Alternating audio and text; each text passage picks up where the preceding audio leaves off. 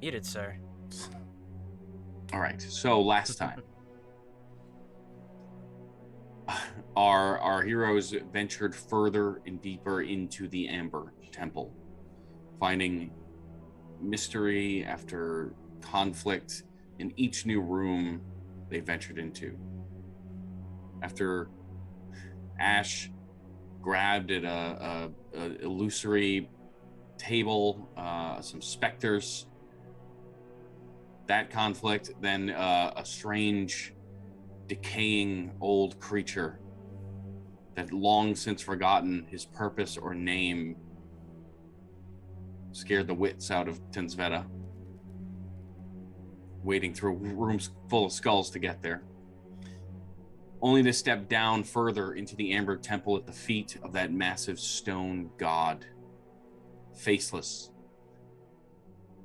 before tragedy befell all of you as lightning began to rain from the statue itself down upon you, with many of you falling and just barely managing to drag your comrades into a side room, what looked like an already or previously looted treasure room. That's where we'll pick up. So as Casimir is now outside, still in range of whatever thing is stalking you. What are you guys doing? I think I still have detect thoughts up. I know that we were being heckled by invisible creatures in here last time too. There is also a fog cloud on the head of the statue right now. This is also a fact of life. Just because I'm seeing the template. Okay, that's... First things first, Tins is just going to say an abyssal out loud because he knows abyssal.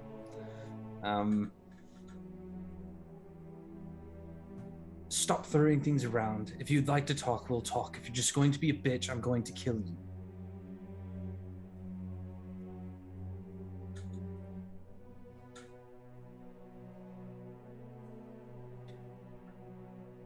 Casimir, get in here.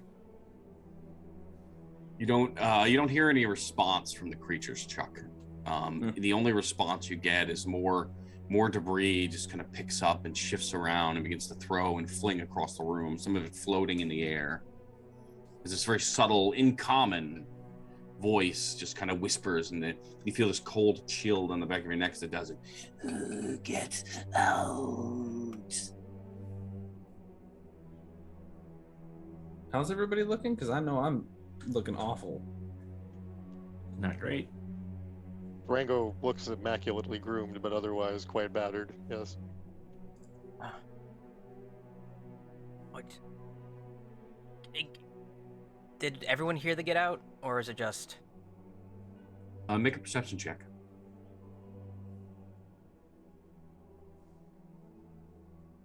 Ash is still too focused on getting kissed. I cannot roll. I just paused.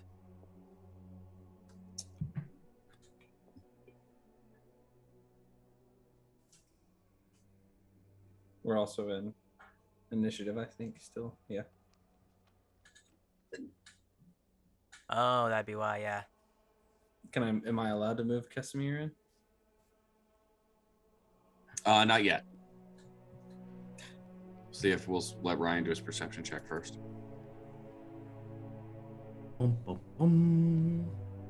Yeah, I'm just gonna roll it because it's only a +1 anyway, but it's not letting me. 1d20. I might have to restart the browser. Nothing's working. Going on. Yeah, I was gonna say the initiative order should have messed with your ability to roll. Mm. No, great. I did it to myself. Crazy frog is stuck in my head. There we go. That's a 17. Yeah, so you look, and it's very, very subtle, but you see the hair sort of stand up on Tinsveta's neck, and for a moment you see this almost spectral shape over the shoulder, like a spirit or specter of some kind, before it just vanishes. Would that be counted as a creature that I can see within range? Yes, but I'd say I'd say for the moment it's no longer visible. So it was just a Okay. quick moment that you saw it. Okay. Make a religion check for me, or history. All right. You should be good at those things, right? Religion a moment. Okay, I got a +4. Natural 20 for a 24. You've seen this many times.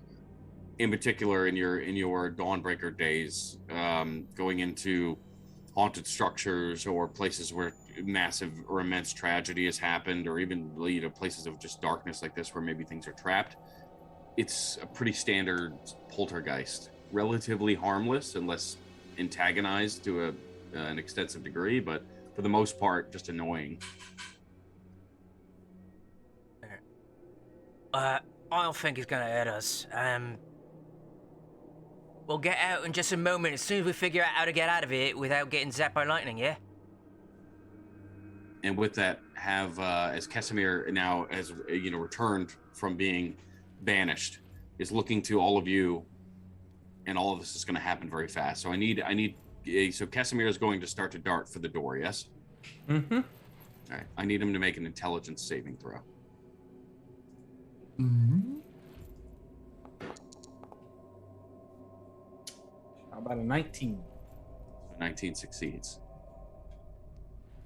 So for a moment, as Kesimir rushes towards the the gateway itself, that opening, turns into this massive maw, like a mouth opening wide to try to swallow him. And you can see him start to kind of pull back as he goes for the door and shake his head. And for a moment, he pushes through, seeing the illusion for what it is, and darts through the doorway.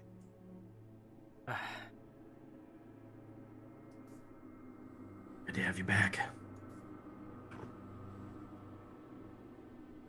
Yes, well,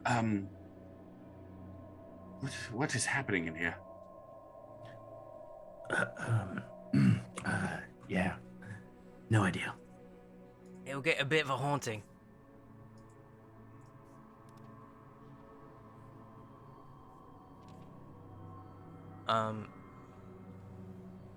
Yeah, just, we will get out of here. Hold on to your britches. We need to just figure out a way to get out safely, alright?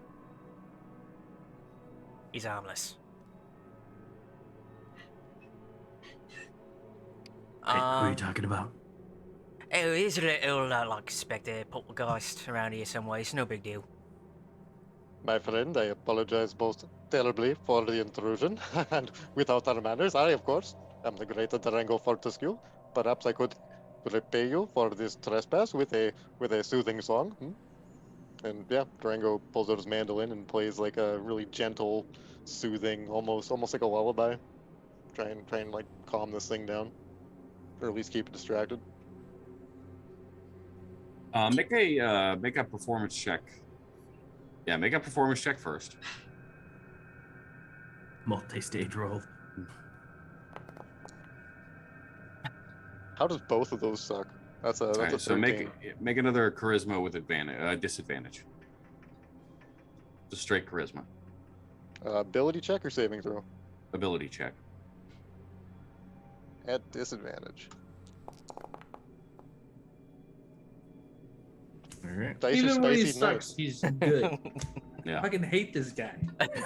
Hey, you can tell that this is not Durango's forte. This sort of soothing lullaby It's style Fortescue. song.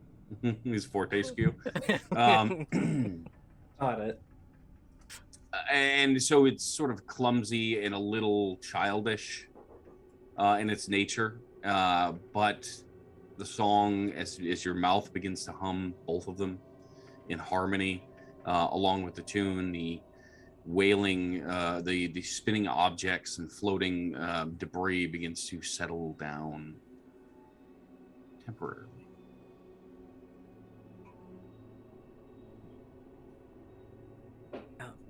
While that's happening, I think Cole's gonna go around and, alright, we look all pretty banged up here. How long does aid last? 8 hours. Okay. How long has it been on that? Like an hour or two? When did you cast aid?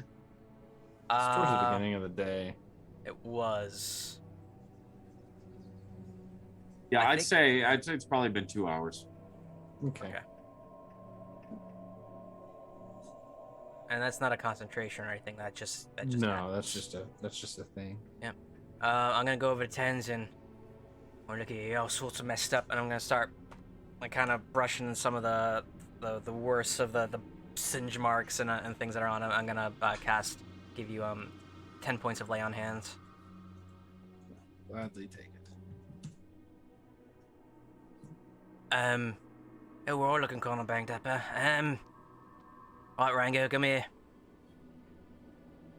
Yes, Sir Cole, I am not feeling my best. I would appreciate if you could tend to these afflictions. If we could get them to leave us alone, I'd like to take a moment.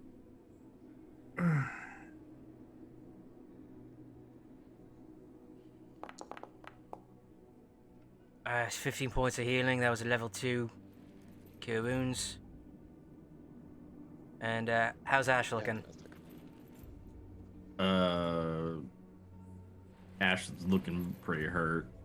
I'm Right. probably got a third left. What? Oh, My max. You two, come here. Okay. I like a hug.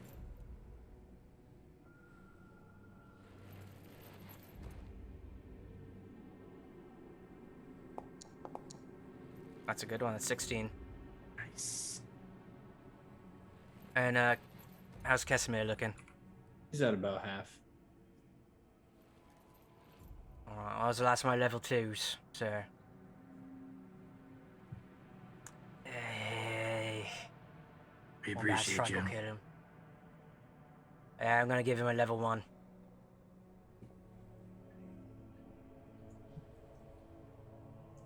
Uh, 6 points of healing.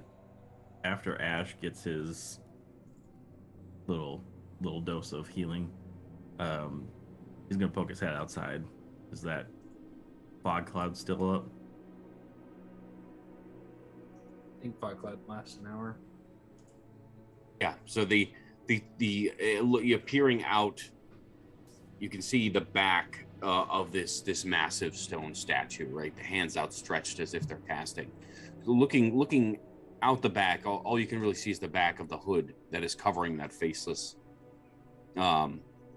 entity. And then yes, through all that, the fog is just sort of coalesced at the top of the stone statue, so the head is almost completely obscured. Hens, why did you put fog on its head? That's where the lightning came from. I don't know, it just felt right. So if it can't see, the head can't see, it can't cast. It obviously noticed us. Some form of fashion. It I will posit that it did not stop it from attempting to stop my entry. Noted. I can't move it, so. And he waves his hand, and the marble, kind of like this, the fog kind of swirls down through the doorway and back into his hand into an empty marble. And he just, as he puts away the fog cloud. So, what are our options here? We could, run for it. I cannot take another one of those.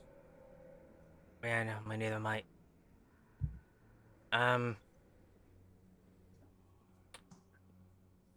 Well, it makes sense that this, whatever this magic is pointed out the front of this thing, right?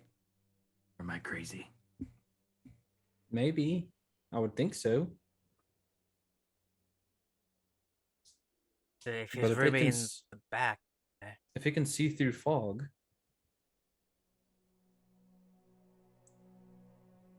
What Well, else? I don't know. I'll Follow you. Yes, yes. The question then becomes: is it from where? From where does it see us? Yes. Wait a minute. Didn't you have a, didn't we find some stairs on the other side of, this temple that went down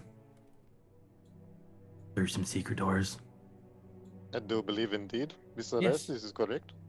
We did. It was.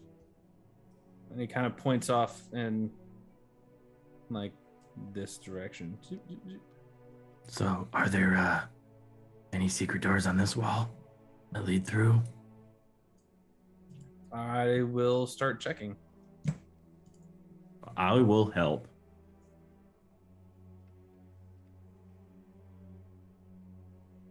Okay. Make an investigation check. Take advantage from the help. Yes. I'm good at perception, so 24. 24.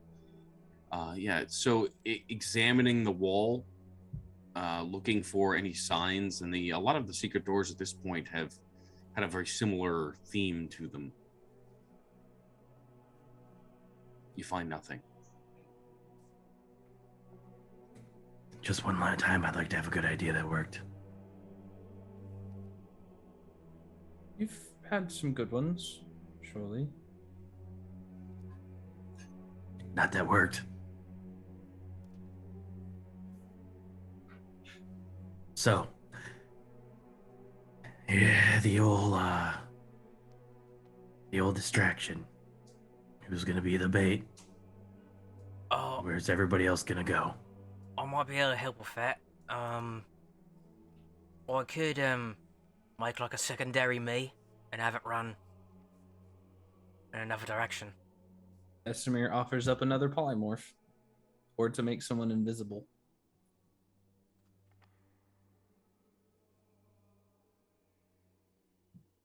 Invisibility might be decent.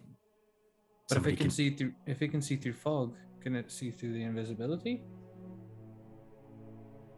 Casimir, what do you mean it saw through the fog? What did it do to you? It's attempted to manipulate the doorway into creature. It's a difficult spell to perform. It's in such a quick capacity, but it's better known as phantasmal force. It creates a nightmare that if you're not trained in such things, it would be extremely convincing to the cause of to the point of pain. Oh. And do you need to see people to do that one? As far as I'm aware, Ain't there some sort of spell that is like a blindness sort of thing? Anyone know how to do that? It's already dark up there. You have to be able. It's just a void. You can't even see its face. What are you going to blind? The void? I know, man. I'm just trying to throw out ideas. I'm about as stumped as everyone else here.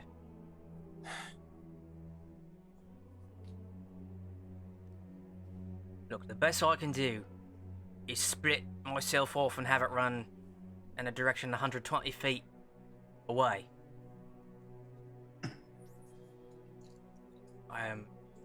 It's filled with quite intelligent creatures in the past, so I don't know if this has any sort of intelligence or might be tricked like that, but it's the best I got. Do we I'm out. want a shot? I'm out of marbles. I've got small little things I can do now, but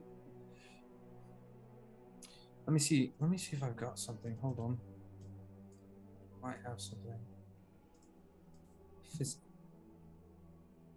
I mean, I'm pretty quick. I can,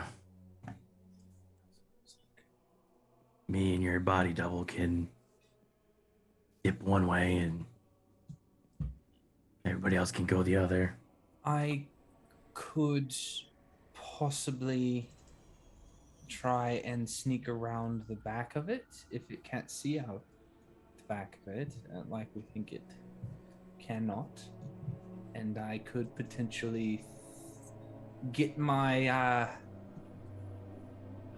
don't want to get rid of this, but I could possibly toss my little bell a distance. Distract the thing if it listens. If it's just sight-based, we're fucked either way. So, it's a dark void, right? Mm-hmm. Anybody got one of those spells that makes light? Can stick some light on some shit? Would I know if that would work, JD? If light would penetrate magical darkness, Mm-hmm. make an Arcana check. Although I'd argue that Casimir would just say, 24. yes, either way, I believe that if the darkness is magical in nature, typically your standard light would not penetrate it. Well, I know that usually people. It takes essentially daylight to do so. But let's say it's not magical. What if it's just dark? I can see in it. If I can't see in it, it's magical. Okay. Now, It is worth noting, my friends, that there are some particularly exceptional creatures on this plane which can even see in the magical dark, and Durango looks kind of proud and arrogant at the same time. Well, then go and incapacitate the statue. Durango holds up his hands with the extra fingers, fine, long, totally uncalloused except for the fingertips where they interact with the strings. And these hands, Mr. Sens, do you suggest that I use a chisel and a hammer? No, blow its head off with your magic. Actually blow something's head. Don't just tell fucking lies and stories about it. Do it. Mr. Tens, you wound me, so do you imply that the tales of the great Durango Fortescue are falsehood? You already admitted to the fact that the goblins' heads were not burst. To be fair, this was never a claim that I made myself. He just kind of sets his face against the wall. Durango's still playing his lullaby at this point, and as he's talking to Tensveta, it changes pitch. Kind of turns into like a more kind of thumpy, kind of bewitching, almost like a Primus riff. And as he's playing this, that he makes a dramatic slide on the strings and disappears. oh, what the fuck is he doing? Oh, shit.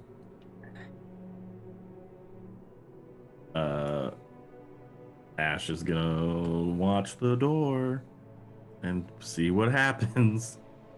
I Durango, are disappeared you? so good, I can't even see myself. Yeah, you just gotta tell me what Durango's doing.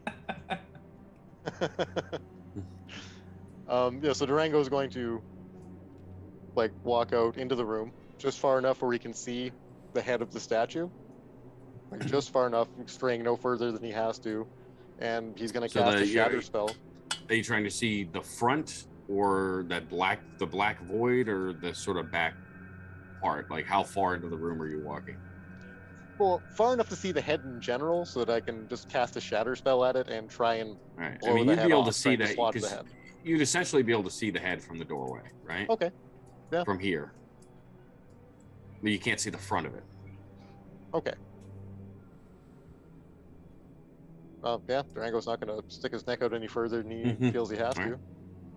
And still invisible, he's going to launch into a body tune, end it with a good stomp, and cast Shatter on the head.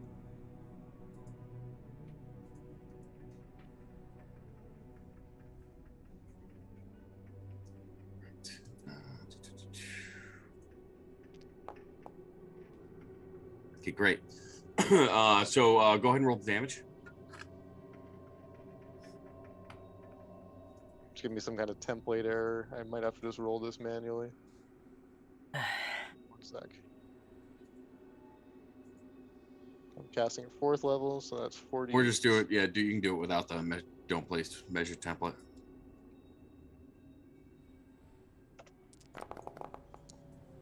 Oh Ooh. god. Not my best shatter. That's an 11. Oh my god.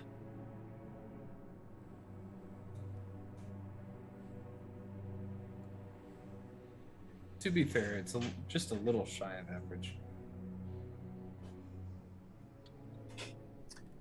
So, as you peek out the corner and you cast Shatter,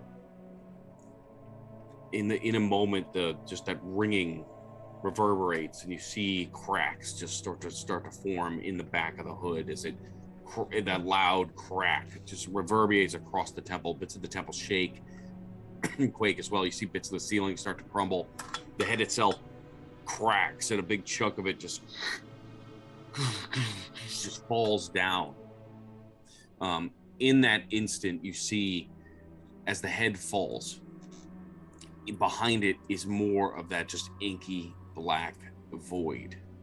And from your vantage point, though, you could see inside of it. From the outside looking in, it is just a black void of nothingness in this almost hollow center of the head of this statue.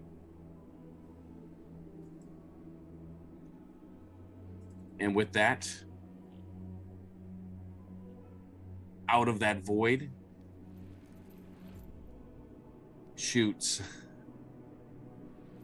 Well, why don't we just do this? I need you to make a dexterity saving throw. Fantastic. I like how you got everybody but 10s. We're gonna give I can that a only fire. reroll. I can only shoot it where I can see. I know. Definitely gonna re-roll that. Oh, Casimir. Oh yeah, I probably should roll this now. Oh, yeah, that's much better. 21.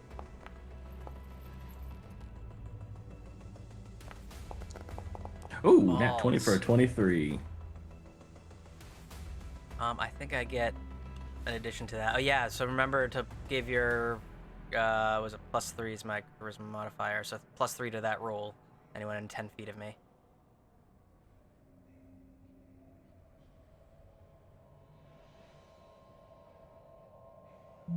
All right, so I got Ryan. That's a failure. I've got Casimir fails. I've got Durango with your second attempt succeeds. And where's yours? Oh, 10s. I didn't hit you. All right, great. So those of you that failed, including Casimir, that is 27 points of fire damage as the area around in Durango, even invisible now, you see that dot appear right at your feet in that moment before you dive before it explodes. Those of you watching towards the doorway, suddenly it just erupts in a pit of flame that explodes outward. Bits of rubble and now debris go flying throughout the room, lit on fire, and it's smoking. For those of you that succeeded the save and managed to duck out of the way, you take 13 points of damage, by the way.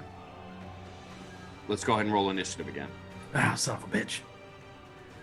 That really hurt. It's 27 points of damage. Correct. Casimir is unconscious.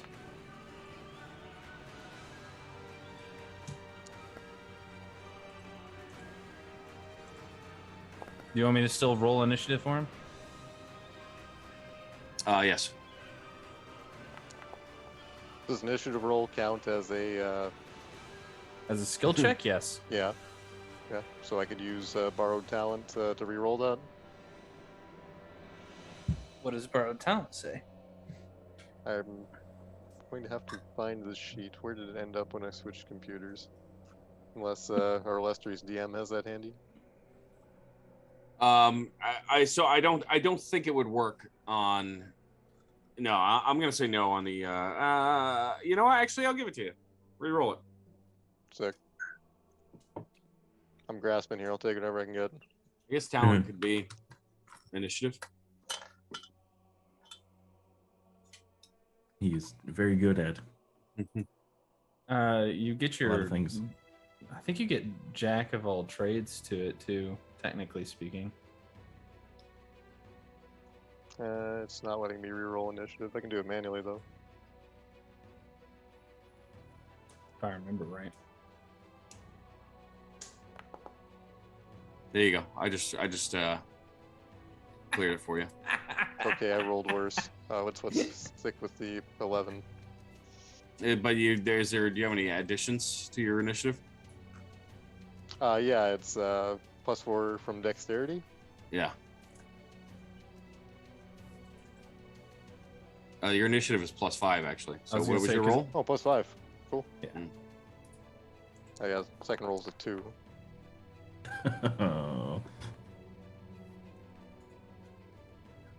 Oh, so it's 7.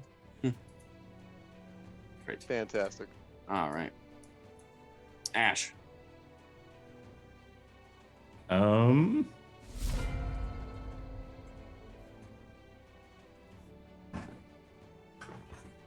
Okay, well. Oh, fuck. And Ash is gonna go ahead and move his movement to try to get behind this pillar right here. Well, I hope this works. And 2 bow shots. Let's get it on. Let's get it on. For a 2, but I get to re-roll that within a target within 60 feet. Is that gonna work here because of my curving shot? What are you shooting at? I'm shooting dead center of the inky blackness. Okay. Make a. You'd have to roll with disadvantage, anyways. Okay. But was it first one was so 10? Yeah, so the first one was a 10. And so then the curving shot on this one would be still a disadvantage. Because okay. For a nat 1. Oh god. For a 9. Yeah. Unfortunately, no. You have no idea whether they hit or not. Actually, as you fire arrows into that inky blackness, you hear them ting ting on the back of the stone. Whatever the stone head. This hole that's inside where the head of the stone structure is. Okay, and then my second arrow. Now half of it broken off and slid and cracked onto the ground. And then yeah, my second attack shot, since that was just the use a bonus to re-roll. Still disadvantage. 15. 15 doesn't hit. I mean, not that you would know, right? You're firing into just Yeah. a black void. And hide behind the pillar again. I don't know what I'm doing. End turn.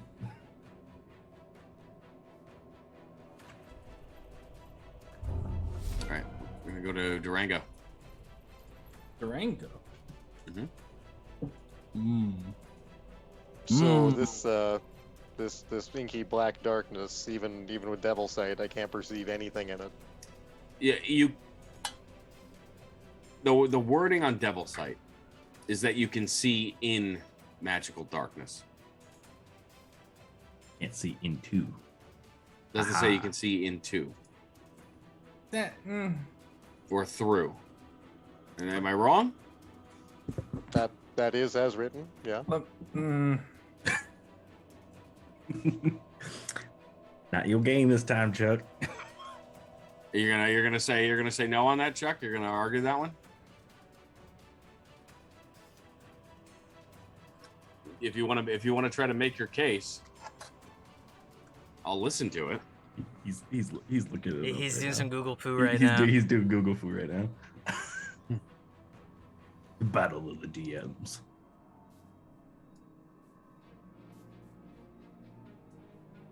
I mean, Well, Like for Chuck is example, actually- like True Sight gives you see in normal and magical darkness, see invisible creatures and objects, automatically detect visual illusions and succeed on saving throws against them. Perceives the original form of a shape changer, etc., right? oh fuck. Like it's very specific. specific situations. Yeah, specificity overrules common ruling. So, sure. I never realized that it was something that was because if you can see in magical darkness, why wouldn't you be able to see into magical darkness? Because you're in the confines of the spell. That doesn't make sense in my brain. Does dark Because vision then- work Sure the it does. same It sure way? does. It's Like like if you're- looking. It's like looking out. In a well-lit room, trying to look out a dark window Yep. that you would normally be able to see through. Okay. So I attune it to like the way light reflects, but maybe I'm wrong. I had a conversation with somebody about Hunger of Hadara with the same situation. I don't know. Double sight is so weirdly worded, and the like the specificity of true sight would overrule that. So hey, I mean I'm not DMing, so I'm Sure. not gonna argue anymore. We're 'Cause breaking I- the D&D community on the internet, everybody. Breaking them all. Durango's just gonna follow Ash's lead, let off a couple of Eldritch blasts, and heroically retreat. Oh, sorry, that's a disadvantage because it's into the dark. I'm not gonna Let's roll roll into lower the than a dark. 2, so I'm gonna just do the next one. Cool. So, Hey. 22 to hit. Was that with disadvantage? That was a disadvantage, yeah. All right. Yeah. Go ahead and roll. Go ahead and roll the damage. That's 13 force. And yeah, Durango's going to run back into the room. Huffing, still smoldering on the edges. And Sveta. Denz is pissed because he just saw Casimir fall and he has no healing capability. How tall is the statue? The statue itself is. I had it right there last week, and the statue is 30 feet high, I thought it was 30 or 40. Yeah. or I was it's gonna 40 feet. 40 feet high. I'm sorry. Okay, I'm gonna ask to do something wild because I'm running out of resources. I'm actually out of all of my spell slots at this point. I'm going to attempt to. He's just in this moment, frustrated with everything that's going on. I'm gonna go straight to, Summer, just straight to it, and step, run up to it. So that's 20 feet, right? Yeah. 15 feet. And then go the other 15 feet to get at the base of the statue. And then he's going to use his teleport. He's going to try and like leap up as far as he can, doing what he can to leap up to the top before teleporting to the top of the head. So that way he can crush this fucking statue's dome.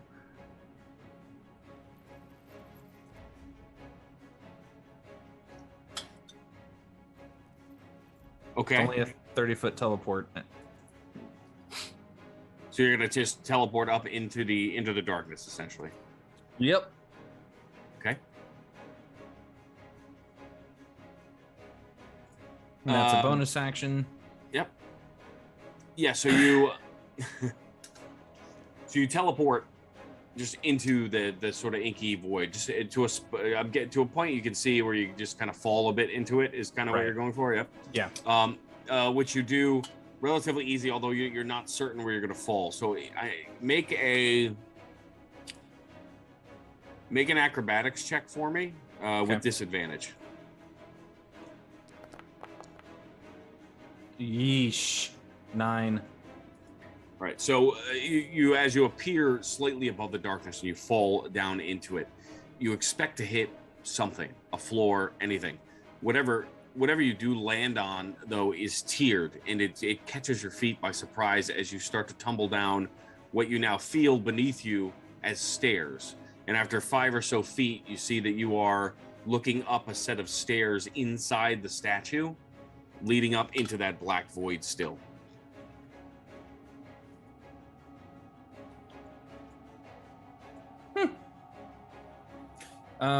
He's pretty pissed. So, let's see, that's his bonus action. So I guess he's just gonna shoot into the darkness with his hand crossbow. Oh God. You drinking Mountain Dew also? Are there girls there? And gets a 9. Yeah, unfortunately, you're not certain if it hits anything. You just fire off into the darkness, though you feel like you hear the bolt hit stone. Question. I can see inside this now. Would the asshole inside here... This is Chuck asking. No, that's too meta. Never mind. Don't worry about it. That's my turn. Casimir. That's saving throw. Yep. Which technically he doesn't even fucking roll.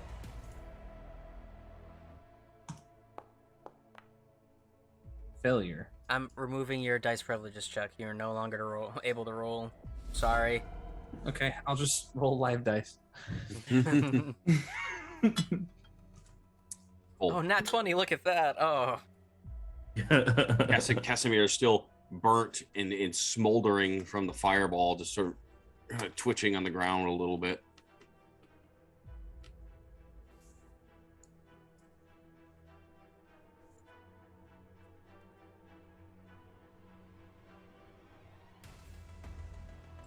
What you doing, buddy?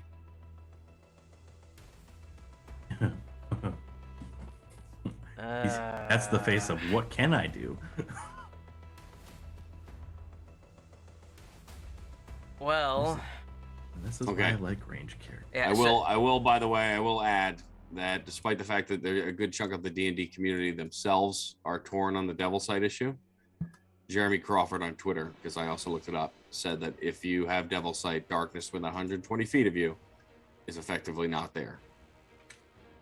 So, in that case, Durango, what you see in the darkness, and what you have seen a couple times now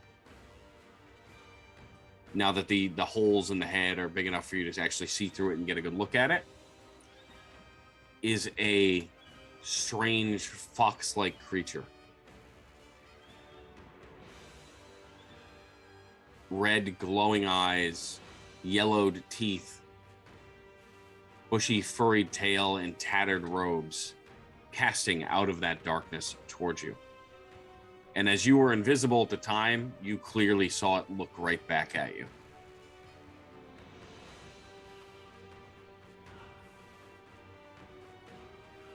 Okay? Does that make you feel better? It's it's always nice to know who's throwing spells at you. It's a very comforting description.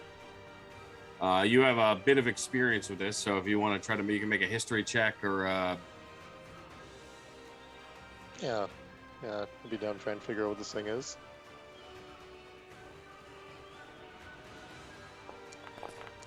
I'm not gonna say that what you said didn't make sense.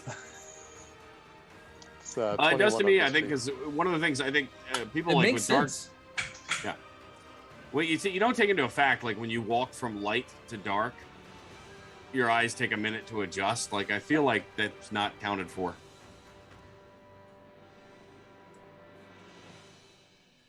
So does that mean all the light is blinding to Durango outside of it? Like, I don't know. It's confusing to me.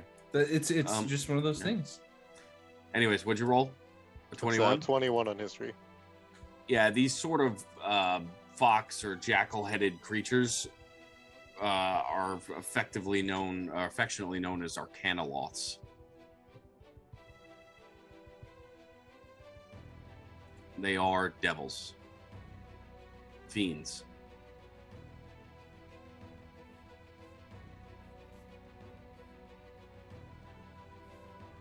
Particularly tricky ones.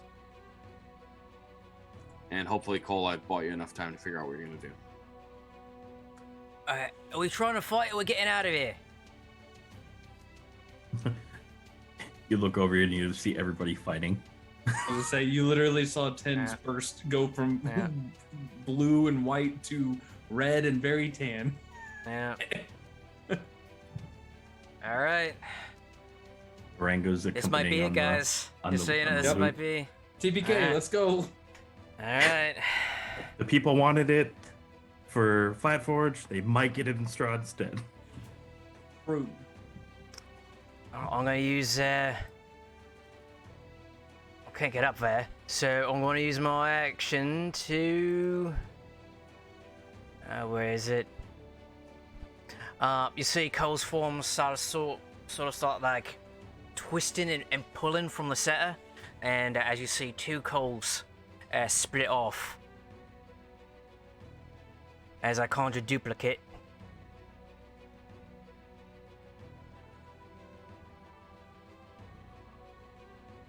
And as my action, I can't see him. Where do you conjure the duplicate? I'm gonna conjure it near. I can conjure it within how many feet? An illusion up to 30 feet to a space you can see, but the illusion must remain within 120. So I'm gonna put it right out in front of the statue, or as Alright, so close to you're- it as I can, and close in So you're gonna view move. of. So he's got to be. So if you want it there, yeah. So where are you trying to get the duplicate? Like probably like right there. Okay. So you could go anywhere there. Okay, yeah, so I'd probably be right there.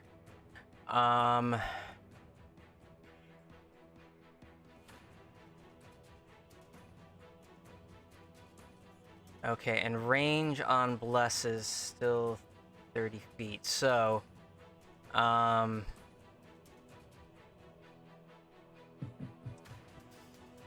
and I can do it from, that's 30 feet. Okay, at the base of the statue, would my duplicate be within 30 feet of Tens? No.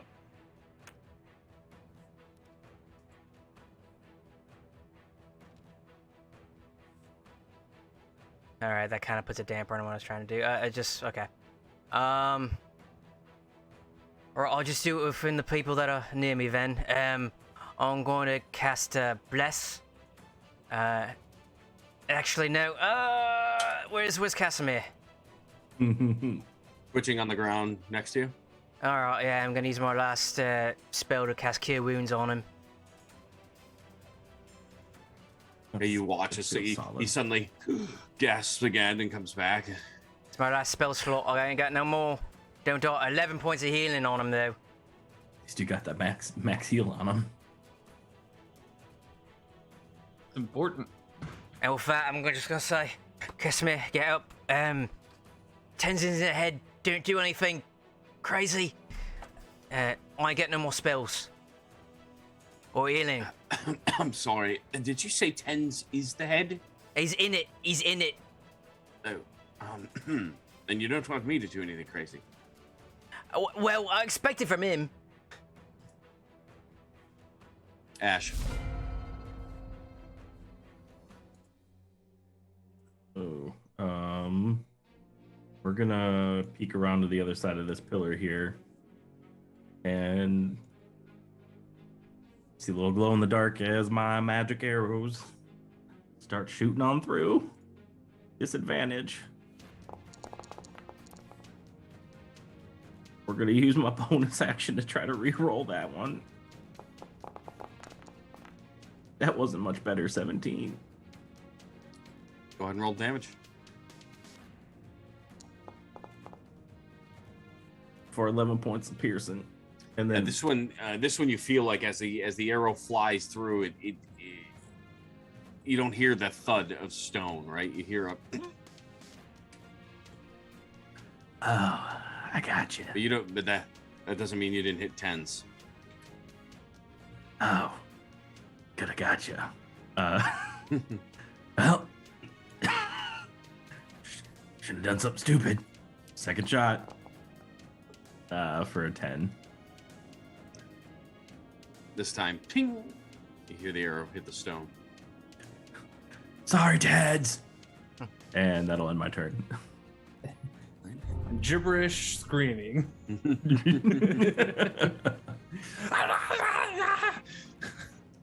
All right, and with that, Tensveta, I need you Oh God.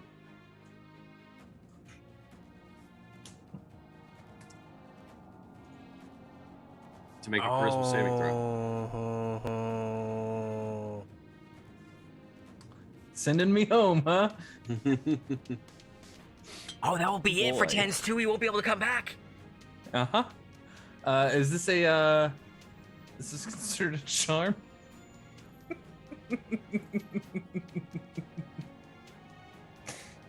Um,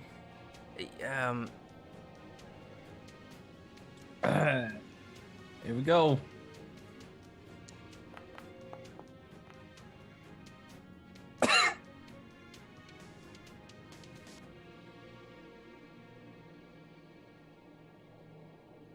You're muted.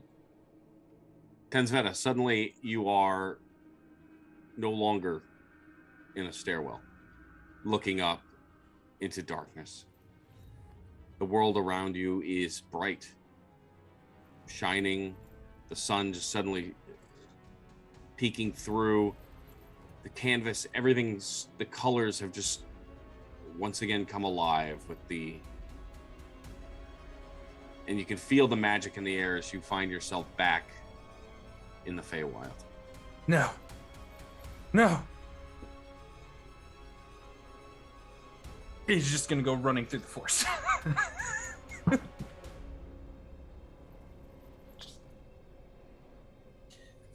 Okay.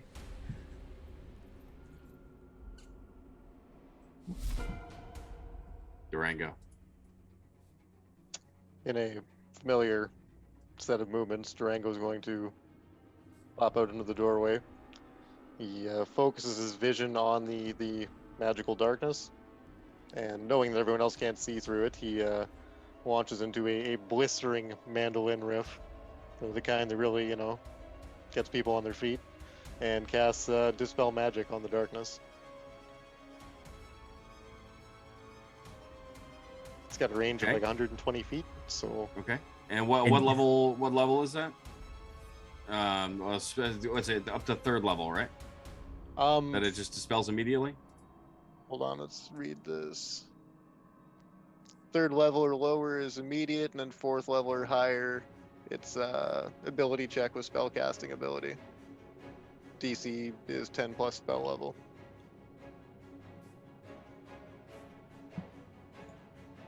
Sitting on that little bad boy, and you're just pulling it out now. Okay. Fucking figures for Fortescue. My friend, the great Durango Fortescue is capable of so many things, it is difficult to catalog and remember all of them at once. So that would be what, an intelligence saving throw? Dispel magic is an ability check on the caster's side. Yeah. If it's not third level or lower. So it is, but it's innate. So I know darkness is a 2nd level spell, so that's the only thing I'm. It just immediately goes out. It doesn't okay. matter about innate spell casting or not. Sure, I'll give it to you. Yeah. So you watch as that void surrounding the creature just suddenly vanishes. What you see instead now are arrow slits, the eyes at the front of the face, and that cracked part of the side of the head now that is wide open, revealing a small room inside, where the rest of you see this odd furry creature just suddenly look around as exasperated. Durango's going to call out to it in Infernal as his performance ends. Do not be shy, cousin. We are most eager to meet you. And talking shit complete, Durango will disappear.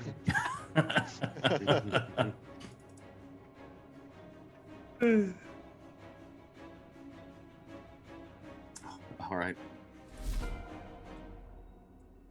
Well, Tens, what are you doing in the Feywild?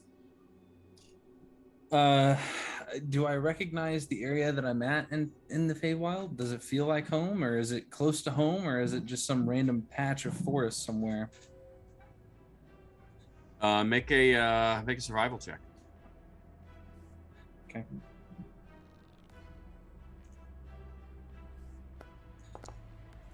Fuck, dude, I'm not allowed to roll tonight. I spent all apparently my not. I spent all my rolling on Thursday. It doesn't. It is both familiar and unfamiliar at the same time. Familiar in that it's you know that you're in the Fae, but where you are, maybe the sudden panic, your adrenaline's still racing. It just looks like thick forest. Nothing. There's no landmarks that are sticking out to you. He is just running through it and just like in a panic, just I need to get back. They need me. He needs me. And just like he'll waste his last fucking thing, his last teleport to just go faster, further wherever he's going. I mean, do I roll at the end of my turn? For banishment. Mm-hmm. Yes. Right. Okay. Yeah.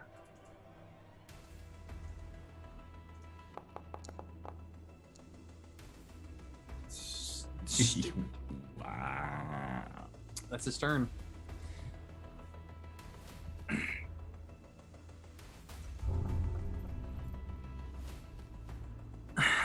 Casimir, I have a question for you, DM. Shoot. That's a fun one. Does Casimir know what a Tyrannosaurus Rex is?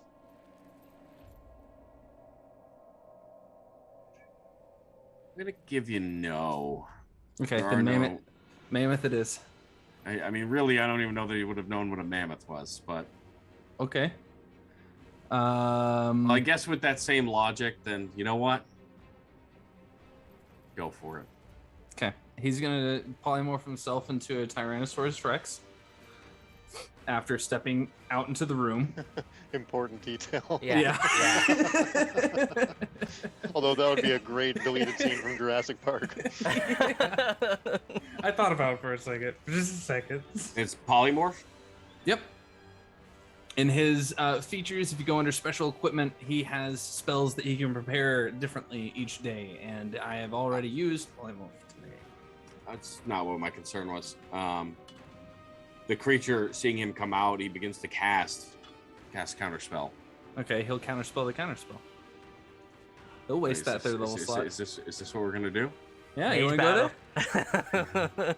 Who's gonna run out of He spell doesn't have slots to first? spell And I magic. He bet has it's counterspell though. The Casimir. question though is if you have to burn your reaction to cast counterspell, Yes. does the polymorph go off? Yes, it does, because your the reaction is technically not part of your turn. It is a reaction that you take anytime during any turn. Otherwise, counterspell would be a pointless spell in the first place. Again, that's another one of those sage advice rules that came in clutch.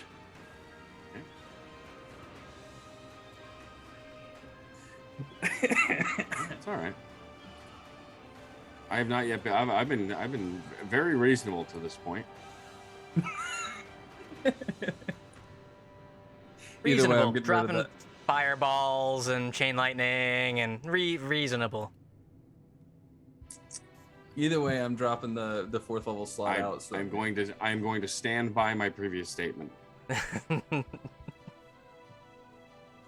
As Casimir steps into the hallway, this slight exchange. For most of you, it happens in an instant. You don't even see this arcane struggle that occurs between these both Casimir and this creature as they both go back and forth with rapid fire casting. Casimir, prepared for that, suddenly begins to morph in front of you, and the kind-hearted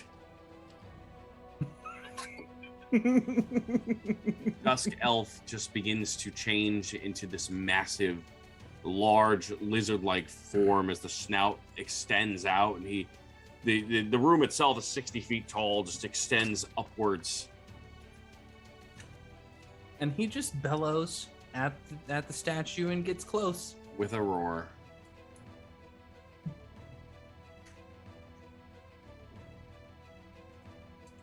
As you are polymorphed into a Tyrannosaurus Rex.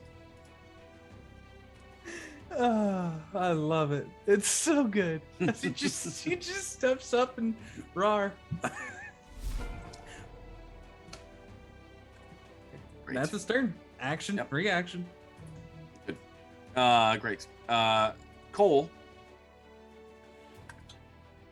Before I take my turn, guys, we hit our goal. We have raised $2,000 for Nami. Yeah. Incredible. Thank you all so much. What an We'll make a fine amazing memorial for our run. party. Mm. Firing up the grill. So, my duplicate's gonna stay right where it is, and I'm gonna take myself and move behind the statue, this way and over there, and I'm going to from both sides of it start climbing up.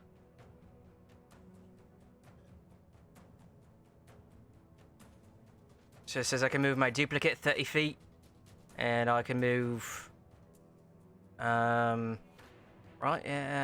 up to 30, well, maybe 120 feet, yeah. So my duplicate's gonna start climbing up the front, and I'm gonna start climbing up the back.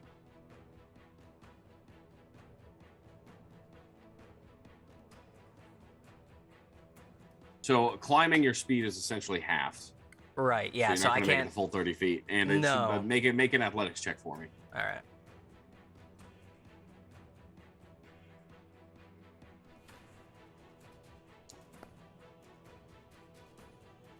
Well, with my bonus, that's a check. That doesn't matter. That's a 10. Okay, it's fine as he slowly pulls himself up the front of the statue. Although it is smooth on the outside, your duplicate is managing to find footholds to pull itself up, even though it's illusory, right, in nature. But still follows the same physics as it pulling itself up the front of the statue. What are you doing behind the statue? I was gonna start climbing up the back, sort of like distract on the front, come with the real shit in the back. Okay. But I don't think I have enough movement to actually start climbing this turn. Yep. Right. And yeah, I'm gonna take the I can take like a defensive action, right? Or I can take the dodge action. So just in case anything comes my way, I'm gonna hold the dodge action. My actual action. All right, Ash. The darkness vanished. Now you see the creature at the top. Oh, now I really gotcha. And we're gonna go ahead and dump an arrow shot. Is it still a disadvantage or no? Nope. And then we are also gonna make this one a grasping arrow for a 22. 22 hits. Go ahead and roll damage. Okay. That's right. So that Give the is T-Rex 11 space. points. 11 points of slashing damage. An additional 8 points of poison damage as these brambles whip up and around and snag on to this thing that I can now see. Can make a DC 12 athletics check to remove them as an action to remove them. Oh, sorry. All right, gotcha. Sorry, I was Yep, double you're checking. good. Yep, you're good. Otherwise, if they fail that, they get 2d6 slashing damage the first time it moves each of its turns. Okay. All right. Oops. Now it's its turn. You can see it begin to struggle at the top as those vines have begun to wrap themselves around it. Did you only take one attack? Oh yeah, thank you. You're welcome. Ah, fuck this guy. I was real happy about hitting that first shot and doing so well on it. All right, second arrow, thank you And for is another it- 21. Is it restrained or is it grappled? It's neither. It takes 2d6 It's like the So- arrow sticking into it, and it's covered in brambles. So anytime it moves, it's getting cut up. Hey. For another 8 points of piercing. And he'll duck back behind the statue. Oh, I hope that works way better than it has last time. And seam, and ended my turn. And Sveta.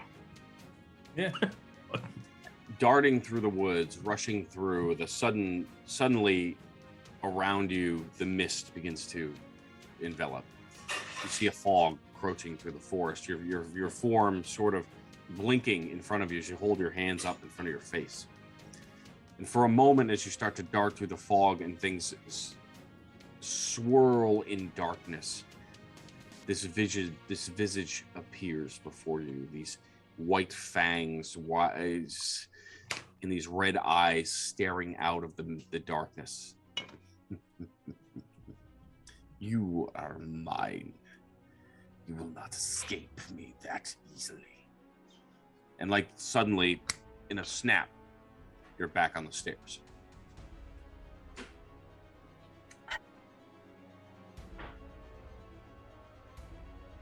You can get to you on the Feywild! Look at this guy. Like, glad to have Ten's back. Holy shit. I have opinions.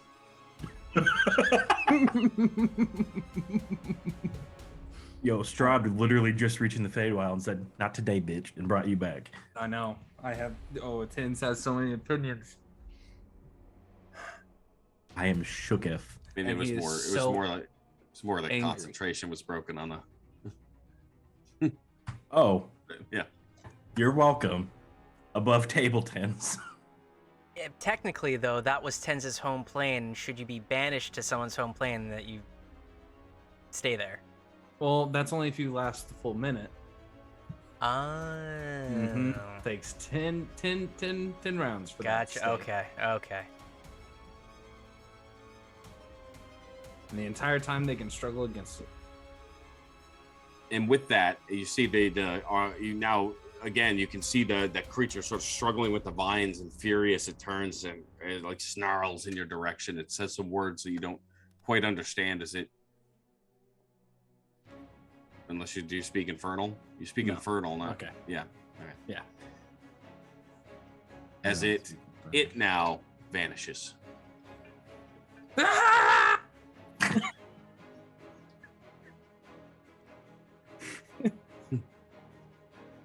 Oh, he's so angry.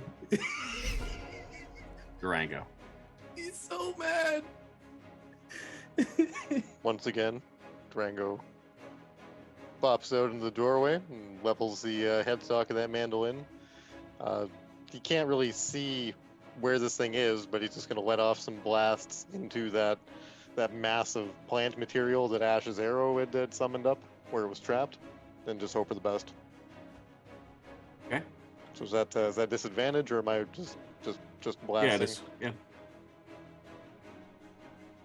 So anyways, Mm. start blasting. And it could have gone worse. That's a 19 on the first one. Slams into those plants. It's 11 damage on the first one. It's 23 to hit on the second for 6 damage. Yeah, so Den's the only thing you see now is where the creature was standing.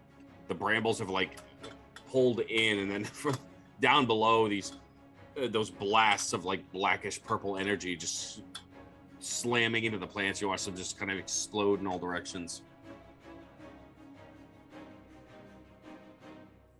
With that, Durango returns to his previous position out of sight, and that's my turn.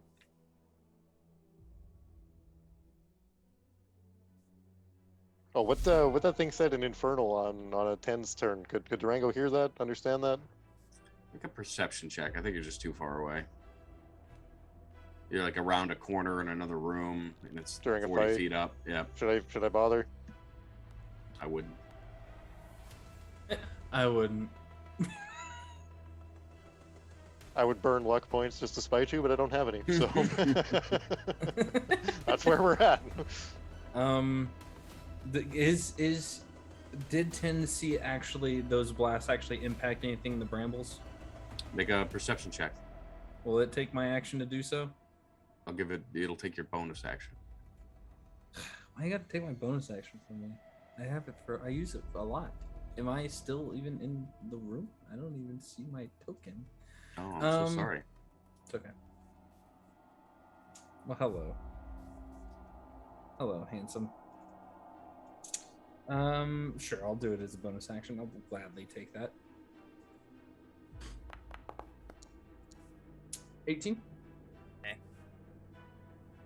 With an 18, no, you didn't see it impact anything else. It didn't hit what seemed to be an invisible creature. Mm-hmm. It was more like just bramble, so it just couldn't really. Could go either way.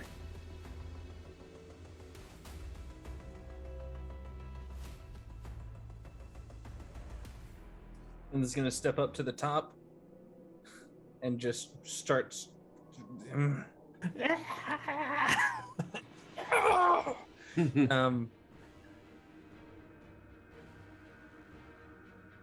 He's just so angry right now.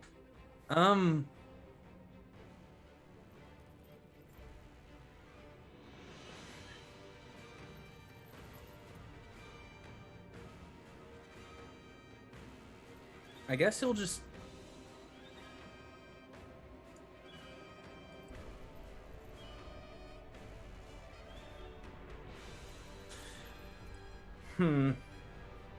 he's gonna jump off and try and mitigate the damage by grabbing onto the arm and trying to slip down the side, down the front.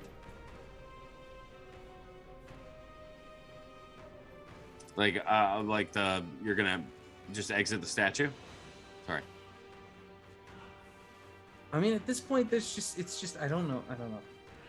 So let me give you this instead, right? So just so you can make the decision.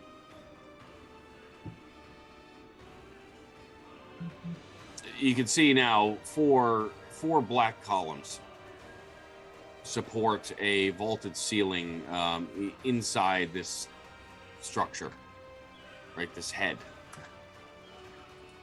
Hold on.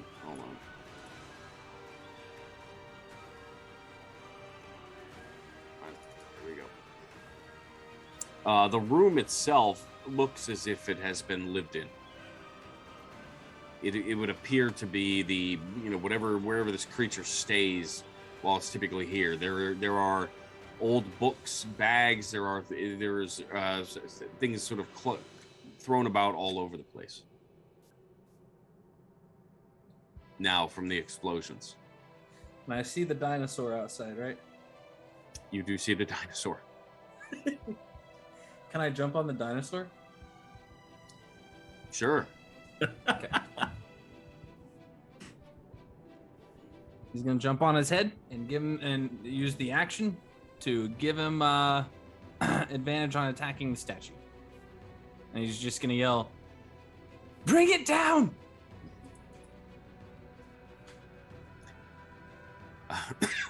Make an acrobatics check for me, just for fun. Okay. Just for funsies. Just for funsies. Hey, look, it's a 19.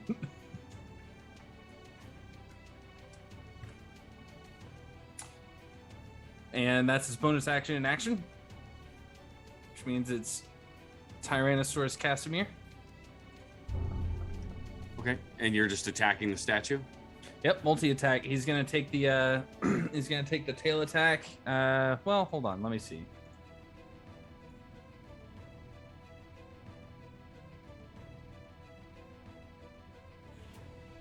I have a really dumb thing. He's gonna get as close as he can. He's gonna bite, because it says you can only attack. You have to attack two separate targets. Would you say that I could think that it's still up there and bite at the head, and then tail hit the bottom of the statue? I would argue that if you're trying to take down the statue, Mhm. it's big enough to be considered two separate targets. Okay. Well, he's gonna try and bite in the head to see if he can find anybody that's now invisible in there first, Okay. with advantage from the help action, which is also a disadvantage. So never mind. Hold on. So wait, no, the 12 rolled first, so 22. I mean, you're sort of just biting at air, right? I mean, Yeah. you're trying to get chunks of the statue with it. Anything he can get from the top of the statue. Yeah. Yeah, for the most part, you just grab the mouth wide, just reaches up and grabs inside the statue. Okay. As it does, the bits and pieces of that wall that's holding up in the front with the arrow slits on it just get ripped off as it pulls, and bits of it start to crumble and fall down even further. And then the tail attack. And then we'll smack this tail right into the statue with a 16 to hit. 16 hits. Jesus, 29 points of damage to the, to the statue itself. Yeah, as the tail cracks into the back, you can see more chunks of that statue just sort of cave in, and bits of the interior now visible. This wooden ladder that goes up from some doorway underneath, still hidden, as the statue just starts to crumble in on itself and fall forward. Cole, your duplicate just holding on as the statue just comes crashing down on top of it, smashing into the floor. You have bits of refuse and stone, amber, just go strewn across the floor as everything goes quiet.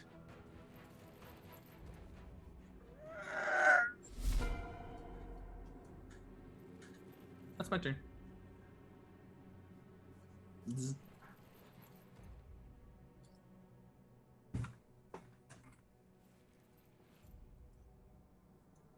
And so as Tensveta riding this massive Tyrannosaurus, just kind of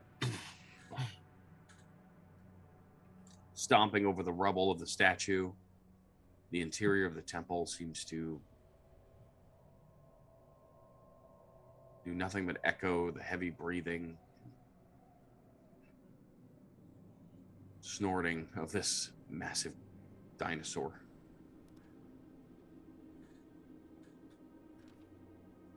Tins is gonna like Fred Flintstone this and slide down the back off the tail. And he is now going to start digging through the statue, like the rubble up where the head landed. See if he can find anything. Ash is gonna come over. I think I finally understand Fokuri. You have no fucking clue. Oh God. If I still don't understand. What are you looking for? This asshole's remains. What was left? What? That thing was living up there. Something that powerfully magical. I doubt it. Just slipped and bumped its head. With a couple of echoing finger snaps, Durango appears from the room looking heroic as he emerges from hiding. Yes, Mr. Ash, you are quite correct. Our friend who was taking residence at the top of this statue is quite a wily adversary, I would tell you. It is what is called an Arcana Loth. And what the hell's that? Well, my friend, it is a resident of the lower planes, what you might call a, sorry, above table, devil or fiend. I get them mixed up. Fiend. Fiend. It is a fiend, not from this this place at all, and comes here to torment and capture and mutilate and maim. We're like we did all that. Oh, my bones. Well, he sent me home, and I want to make sure that his skull is run through. A fine sentiment, Mr. Tens, but I myself I'm not feeling up to the task right at this moment. Perhaps we could adjourn briefly. Sveta, make an investigation check as you start to sort of pick through the rubble. I'm gonna help him start hugging some of these stones out of the way. I do it with advantage. I figure I'm kind of like wedging and leaning like the sure. stones up for tends to check underneath. A 1 and a 2? Are you my fucking kidding God. me? Jesus. He's just so angry. He's an angry boy.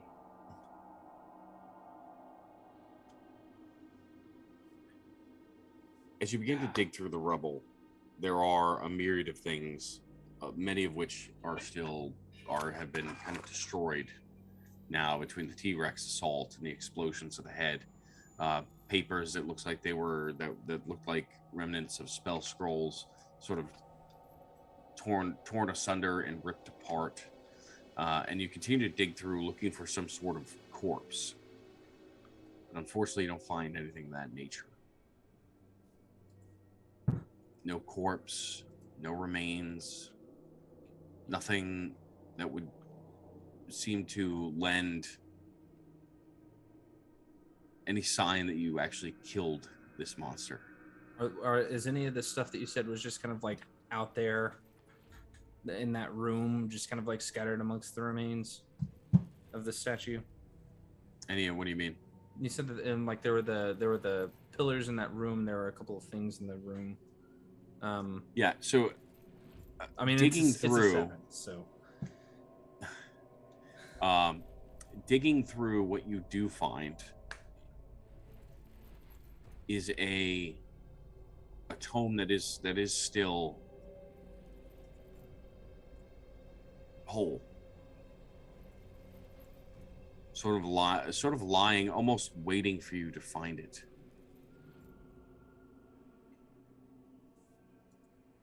Tins is going to just snatch it up and start thumbing through it. And as you begin to peel back the pages, your eyes going wide, the sudden realization of what you found. That's where we'll take our first break. So, thank you guys so much. I think we had some massive donations there. All right, I guess Ryan, that got us to that 2K there. Yeah, really that was appreciate great. that. It just what a phenomenal experience it was, and in such generous donations over the course of such a short period of time, all going to NAMI. So National Alliance on Mental Illness. Couldn't think of a better cause. Remember, it is Mental Health Awareness Month, so if you yourself, anybody out there struggling or feel like you need some help, NAMI is a great source for that. But of course, you can always reach out to in our Discord, or we can help find it. It's something that many of us have dealt with personally, or with family and friends. So none of us are professionals, but we can at least point you in the right direction. So appreciate that, and thank you guys so much. Give us about 10 minutes here, and we'll be right back.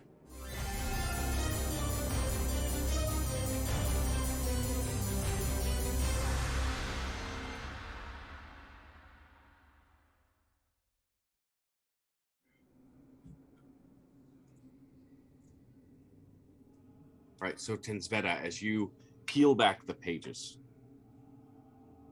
of this journal you found, you begin reading.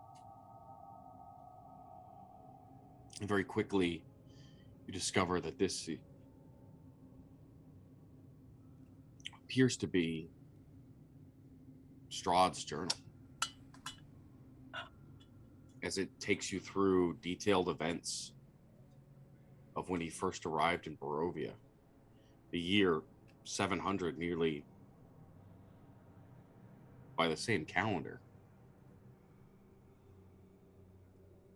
almost 800 years ago.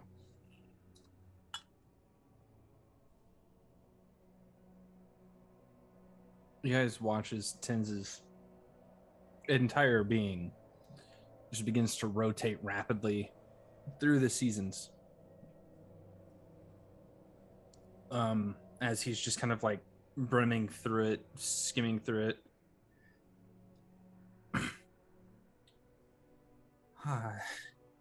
And it settles on spring. And that nice green, even though it doesn't matter anymore because he's wasted all of his face steps because of his ass hat.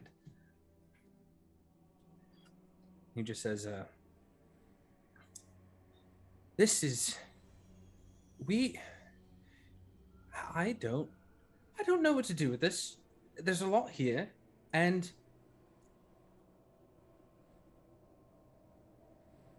she was right again.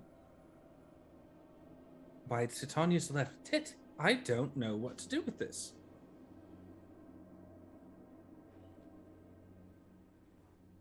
Mind if I take a look?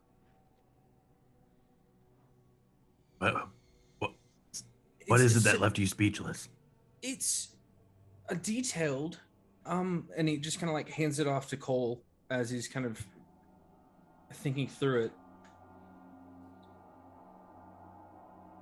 I feel bad for Strahd after this. His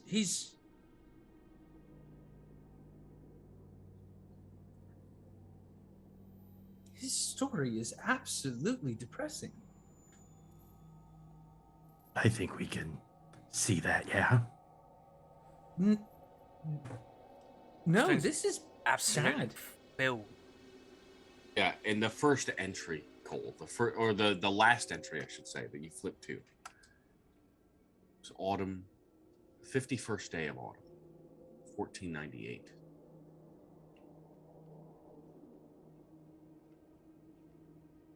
And as you flip through the pages again, you start to go closer to the back, and they are down back to the 700s. I mean, this entity known as Strahd,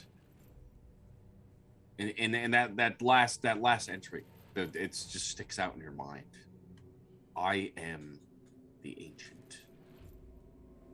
I am the land. My beginnings are lost in the darkness of the past. It just sticks and sort of echoes there as you begin to skirt through. The journal is available in all of your journals.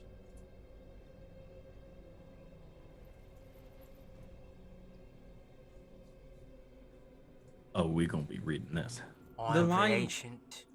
I'm the land. Beginning to lost darkness of the past. I was the warrior, good and just. I thundered across the land like the wrath of a just god. Yeah, the whole thing. That next passage right there, and he kind of like taps on it a couple times. All goodness slipped from my life. On my youth and strength gone, all I had was left was death.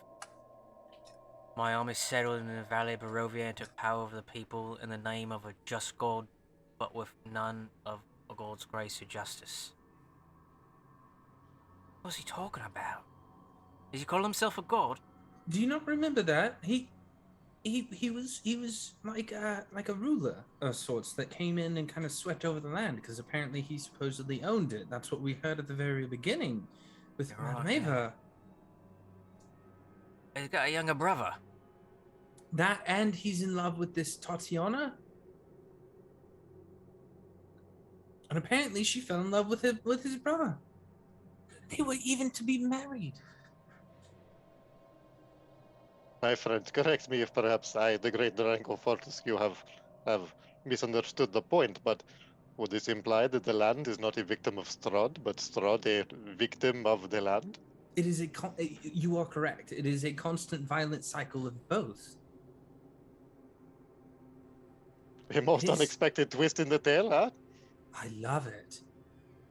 It's so good. And yet it's so...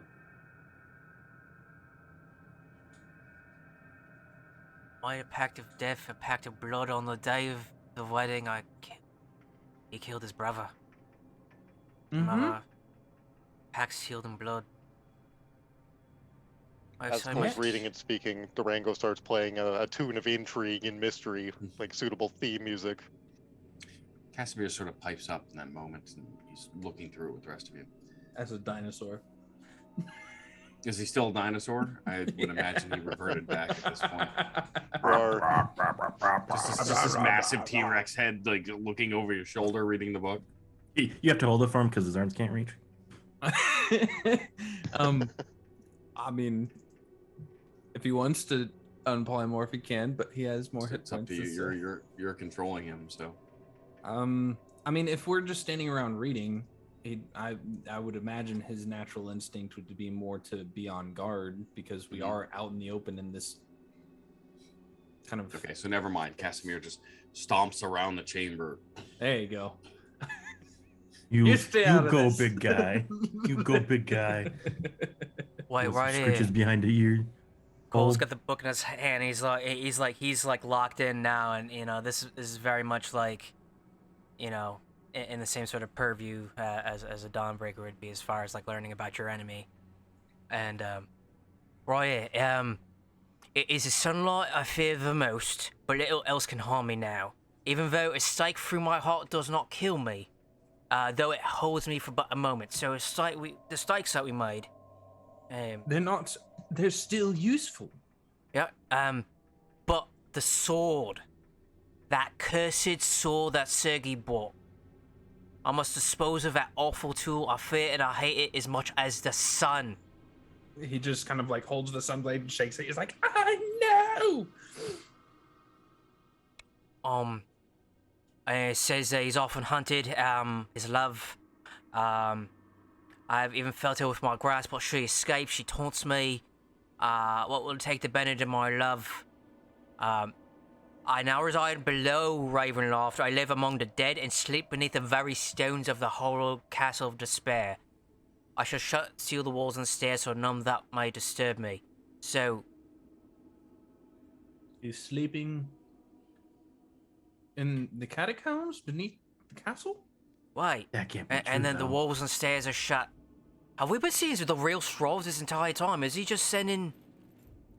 If like he's a vision just of sending himself? out a fucking vision, that's a whole nother ball game. That's a whole nother level of fuckery. Because it seems to me that in He would- this... He would have to be physically out and about. He ripped out Durango's throat. And yet he also threw me back home and even told me that I can't get away and brought me back. I'm not saying that he can't project himself in his magic, but No. rip out somebody's throat. This was more than that. Do you know what it takes to go across plains? I'm foggies, No. mate. It takes most people wouldn't see this kind of magic in their lives, let alone be able to grab someone and forcefully yank them back to where you want them across plains. And he did that to me. I saw his face in the Feywild. So my statement stands. He might be able to magically look in on what we're doing, but he had to physically come grab you from I don't know that he wherever did. you went. I don't know that he did. And that's my entire point. I don't know that he is physically anywhere. If he is also the land, he could possibly just, fuckery up some, like, doppelgangers made out of dirt that just appeared there in the moment and, or came out of the rats that nearly killed me in Durango, or become those weird tree things because of the tree had the roots that went forever in the entirety of the land, so that probably just feeds him. He feeds it. Unless he's, if he could go from plane to plane, it's easy enough for him to maybe magically just appear outside of a sealed room, yeah? That's my thought.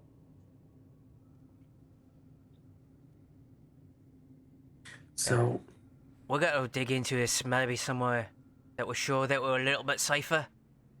Yeah. Yes, speaking of those who would walk the plains for their amusement, we are not alone.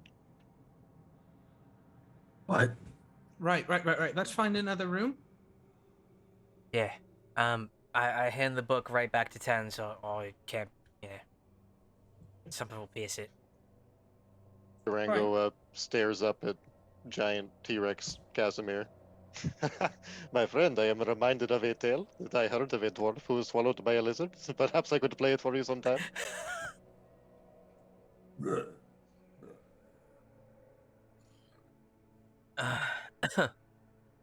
Oh, do we want to go back to that room that we felt, upstairs is sort of... If we But- can go back upstairs, we should. I think. Yeah, you can actually see across the hallway now, the temple. There are those two long staircases that lead up. They are themselves roughly 30, 40 feet long, up the 30 feet to the balcony to where you entered. Come on, Casimir.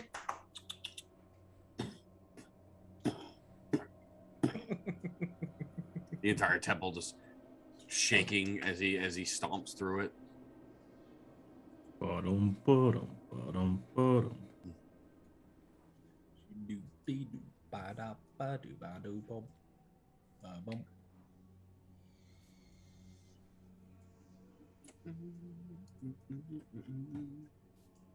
Where was my party? There you were.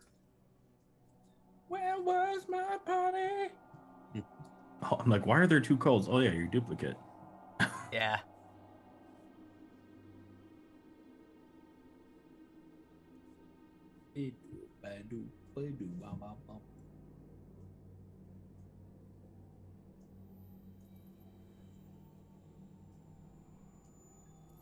Casimir can't fit inside that door. He is a dinosaur. You're not gonna No. drop it? You're just gonna... Yeah, no. You're just gonna... That's it? He's a Nope, dinosaur he's just no gonna stay more. there. Yeah, it drops after an hour anyway, and he's gonna drop it and come in. Oh well, that was quite invigorating. Yeah, making your way back up into that room with those the bedrolls where previously the hill folk had been staying. The sconce is still lit. The air still icy cold. Actually, now speaking of which, Durango, I need you to make a Constitution saving throw. Oh shit. Yeah, that's right. We got you cold weather stuff. Wear it. He did. He threw it over the face of the statue, so me and you would not just be, or me and Cole would not just be staring at that statue still. He doesn't need it.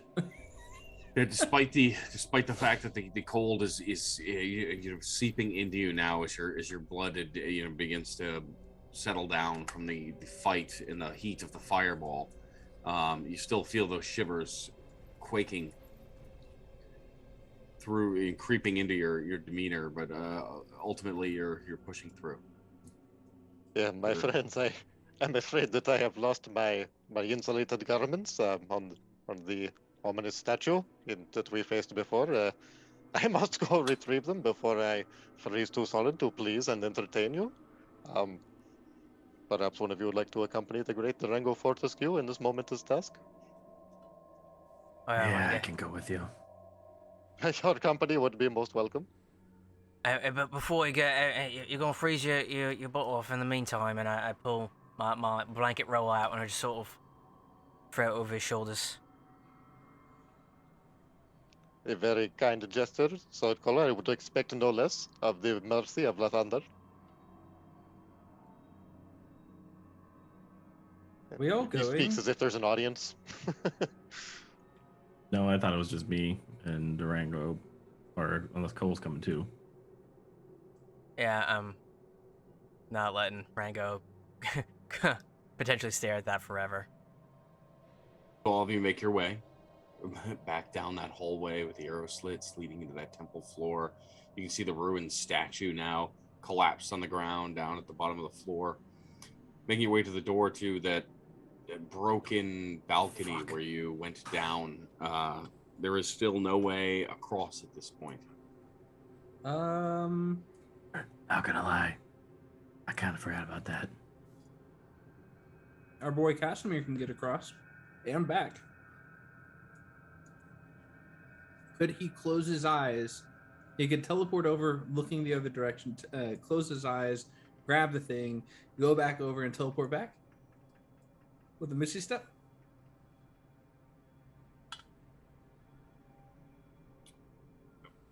You can try anything. Oh, come on.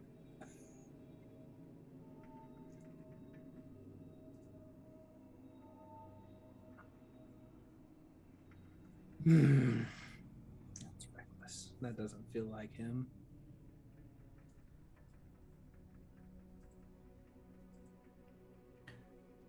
Durango, you might just have to snuggle up until we can get back here Well- tomorrow.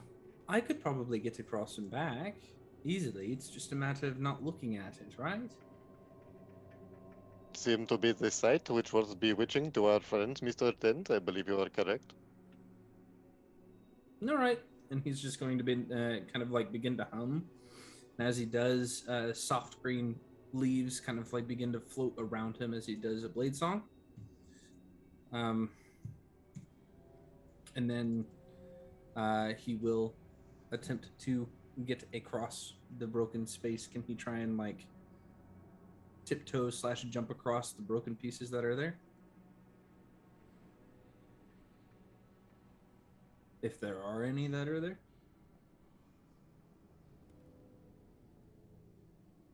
So the much of the balcony fell when Durango and Cole crossed, and most of it is very loose rubble. There is definitely pieces you could attempt to get onto, although you're looking, it's about 20 feet across, like from door to door. So trying to use the ledge essentially and hover, like keep close to the wall is probably your best bet. Is that what you're attempting? Yeah. Okay. Going for the acrobatics here.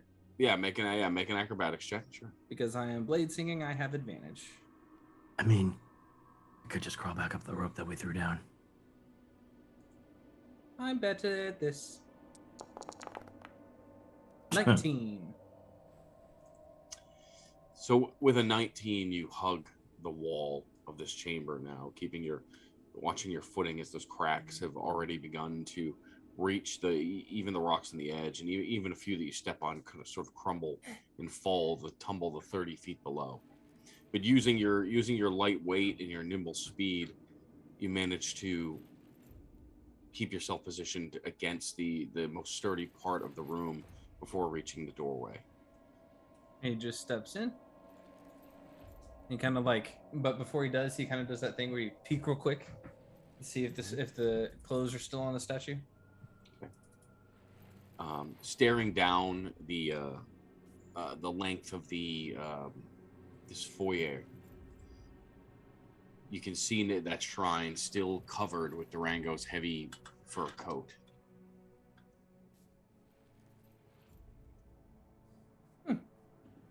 He's just gonna step into the room and like kind of jauntily skip his way over before closing his eyes tight and yanking the coat off.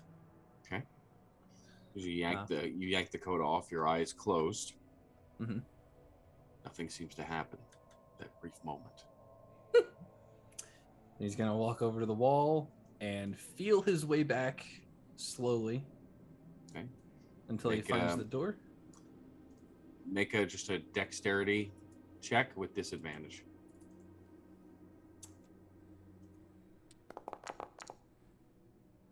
How about a 13?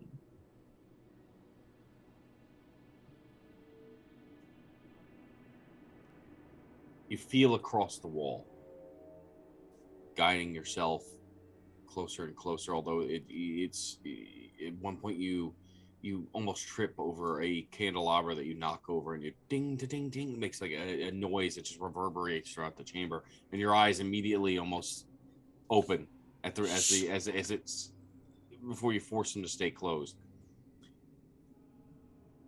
Continuing to follow you all, you find the open doorway. He stands in it triumphantly and just kind of like waves it before opening his eyes, doing his best to not look back, even though he's curious now. Make a wisdom saving throw. Fuck. Is this a charm effect? 14. So 14, you tell me, does he look back or not? With a 14, yeah, he doesn't. If it's a 10 or lower, I'd say yeah, he looks back, but that was my thought. So you managed to, opening your eyes now, look out towards the chasm, and again, once again, focus on your frenzy. You're taking the same path back. First I'm gonna mage hand the cloak over, as like a small wisp of leaf-filled air just kind of like curls around it and kind of carries it over. Is it more than 10 pounds? No. Okay, yeah. So he's just gonna hand it over to Durango, and then he's gonna do it after blade singing again. Durango receives the coat in a very James Brown kind of fashion. He gets down low and just lets the hand put the coat on him. I mean, Tins is in spring at this point, so he's in a good enough mood to do it. Okay. As the spectacle is made, Tensveta still on the other side of this rocky, this crumbled balcony. What are you doing? He's gonna blade sing and go back across the same way. Do his best to stay as close to the wall, stay on the harder parts, keep track of where he was kind of. Another acrobatics check for me. Okay. With the advantage, blade song to an 18. Okay. And then once again, you sort of keeping low and tucked against that wall. You manage to pull yourself back across the balcony to safety. As he gets across the way, he bows low, mimicking Durango.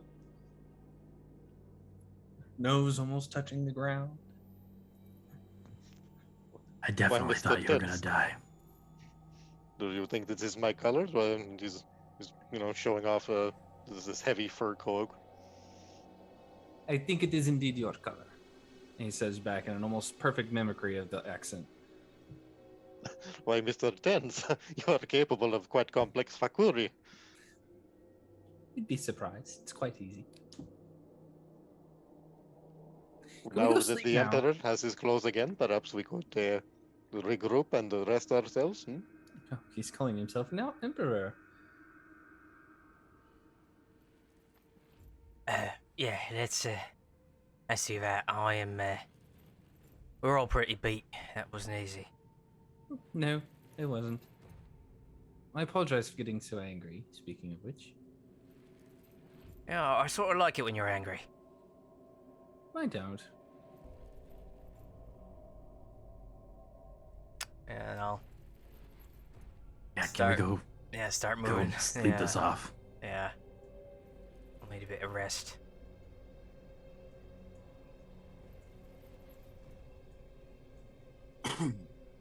So it has been maybe 4 hours since you guys Oh, first yeah. woke up, although it feels like your bodies themselves, between the cold as just the stress of the Forgot about temple, that. have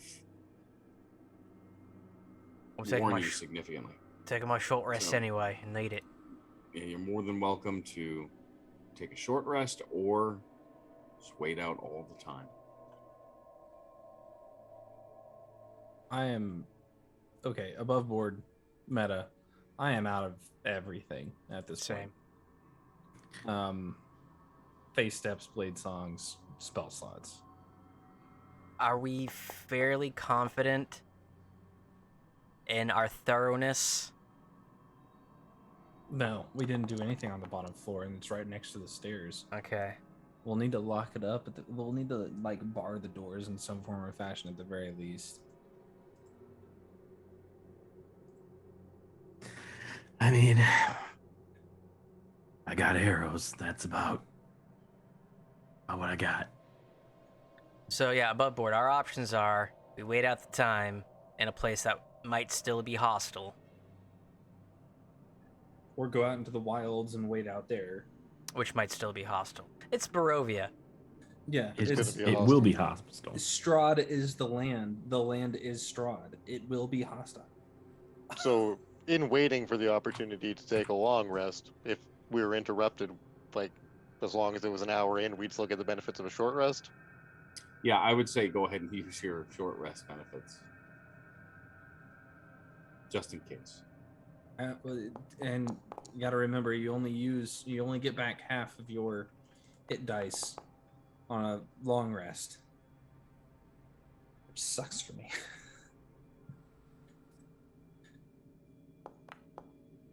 I mean, whatever. I don't use my hit dice for anything else, so. Yeah. Jesus.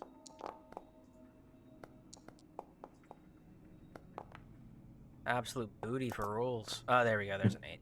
3, and then we do All I can hear in my head right now is the Pokemon healing song from the Pokemon Center when you hit it. Okay, I'm not too terribly far off from max without this stuff. I mean, And I think I get my stuff back. So in between, you take roughly an hour to start to dress your immediate wounds, patch up what is immediately needs fixing, before you all sort of prepare to hunker down and settle in for a long 12-hour period. What is there anything else you're trying to accomplish during this time? I don't get my teleports back now. I mean, I'm gonna dedicate that tome to memory. Like that's Tenz's prerogative at the moment. So there are a few things you learn from it, of Strahd's limited weaknesses. Sunlight. He does seem to fear that sword as if it is sunlight as well. The stakes can hold him but not kill him. When he is dead, he return even when slain, he has to return to apparently his box down with the dead, which you can only imagine is some sort of crypt or coffin. As well as the only other weakness seems to be running water. Although he has significant ways around it. I have a specific question based off of my personality and background. Could I get any personal, how do I put this? Any personal leverage over him based off of his own tome? Make an insight check. Oh, come on, tens. Roll above a fucking 10 for something. Jeez, got an 11. Looking through the pages, you see this story unfolds of a powerful individual before anything had ever happened, right? And this obsession turn into a endless torment. What you heard of the Order of the Silver Dragon, and they're even in death considering this to be penance for Strahd, a prison for him as much as it is his playground. It sort of makes sense because you watch this torment unfold over and over and over again throughout the centuries, right? This tale of Tatiana and her slipping beneath his away from him, and you now a part of that. You're not certain that there's anything here that you could leverage against him. Any sort of information that you could potentially try to torture him with that he hasn't already tortured himself with for centuries. DM, I will be doing this every night from this point forward. But the other interesting thing that catches both you and Casimir is that the idea and this vision that Casimir's sister sent to him. What led you to the Amber Temple was this idea that wherever Strahd received his magic from was here. And you find that. It was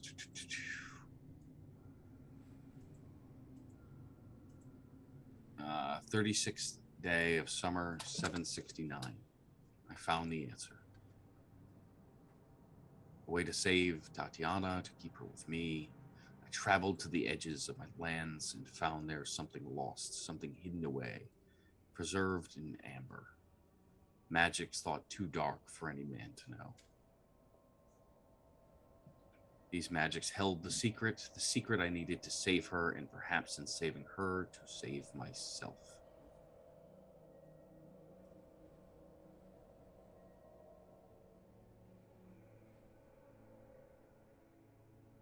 somewhere in the Amber Temple is the secret to how Strahd obtained his power.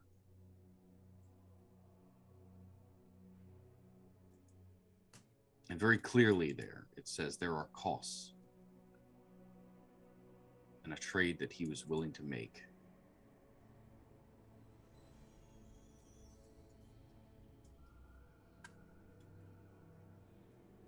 And now for the rest of you. What are you guys up to?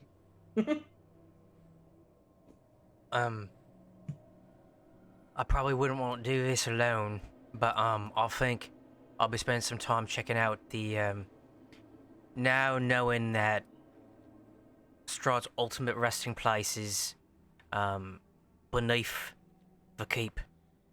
I'm gonna be at that model, and more than just looking at it from the outside, I want to sort of like, maybe pick it up and see if maybe it's like an interior or some sort of, try to get a schematic of where that sealed door might be that he's talking about, to some sort of crypto catacombs or something.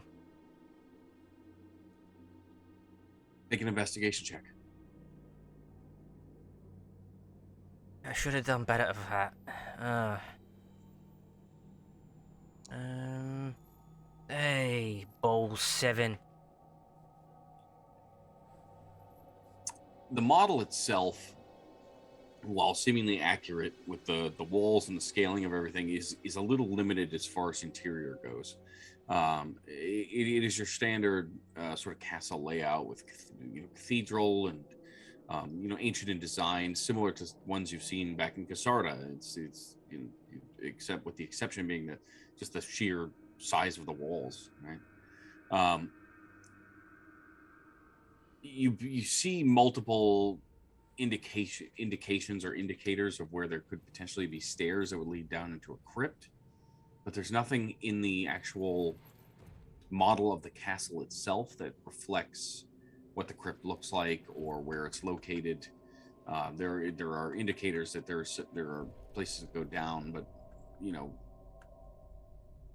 it wouldn't have been the monumental structure that the castle itself would have been. So it's whether it was even designed or the crypts themselves were even built by the same architect that built the castle is tough to say. All right. Well, I'll at least make note of that potential entry point if we end up needing it. But yeah, that'll be it. I'll just pouring over the layout and committing that to memory.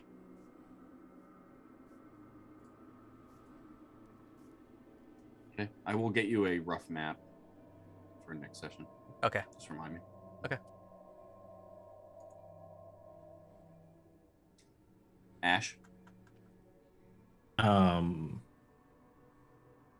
Having looked at Strahd's journal now and seeing a story about, a lost love that's both weirdly, he can be weirdly empathetic towards, but also just finds highly, highly disgusting. Ash is gonna sit there and, after having spent time with Cole and everybody else, just kind of put thoughts out into the ether about like understanding and I guess kind of like a prayer. Like, this is more for him to reflect on anything, but he's reaching at straws, trying to understand, like what's going on in the world. What are these other powers that everybody's playing at? Like, this isn't my world. So yeah, he's just gonna do a lot of sitting and putting thoughts out in the ether to see if anybody responds. Well, I don't know that we've ever discussed it. I mean, is there a particular god that Ash would reach to during this kind of crisis, I think, or grew up with? He's familiar with the mainstays. I would say of any sub universe, the Lathanders and the Raven Queens and stuff like that. So he'd probably just glance off any of those ones and see if try to remember what he can remember about any of them. Go ahead and make a roll a D100 for me. D100. Oh boy.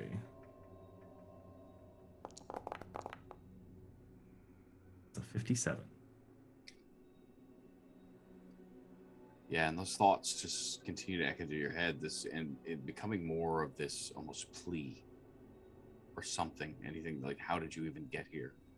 Well, and it's almost you start to get angry internally with any being out there that would even let you or let anyone be pulled into this just awful place and would do nothing to stop it, right? So your pleas turn to more almost accusations, and then back to a plea again for some sort of help or guidance in this endless sea of gray despair, this valley of death.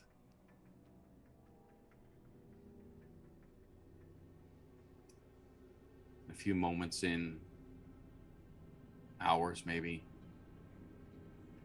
your only answer comes in the form of a howl somewhere in the distance, reverberating through that cracked hole, cold wind whipping through. You see the torchlights flicker for a moment as it whips through that crack in the corner of the room. Silence. Durango. Well, is there any outward sign of what Ash is up to? Like, is he taking any obvious stances of prayer or anything like that? Make an insight check.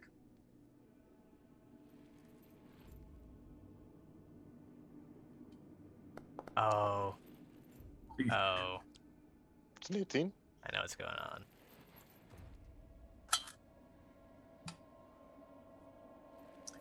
Ash with an 18. Well, yeah, what were you doing? He's sitting on his cot with his back against the wall, and he's doing one of those things, like you can see where like he's not saying anything out loud, but he just kind of, keeps doing one of these things where, his hands just keep going, and it's almost like he's having a conversation with himself, and it's a pretty intense conversation from what you can tell. Lots of head tilts, like he's trying to, definitely like he's trying to process the events of what just happened. In Durango, I would argue that you're familiar enough with the human psychology at this point to notice a break in faith or crisis. You've taken advantage of this exact situation many times.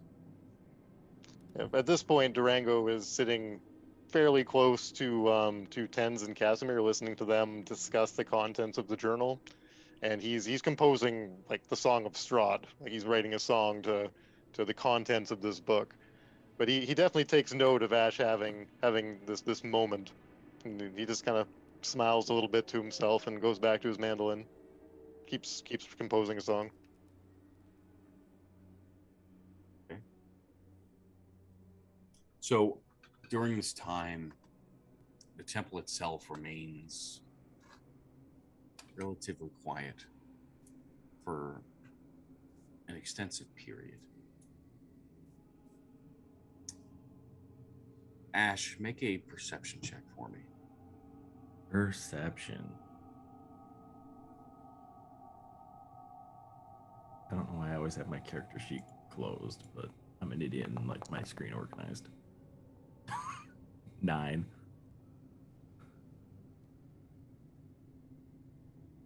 Spicy dice. Yeah, so for a moment, you feel again that wind pick up outside, and you feel like you hear a whinny, but it's lost in the wind, like a horse somewhere out in the distance. But you wait and wait. Casimir and Tens continue to talk and argue. Durango's playing softly, but it's just too much noise to make out anything else.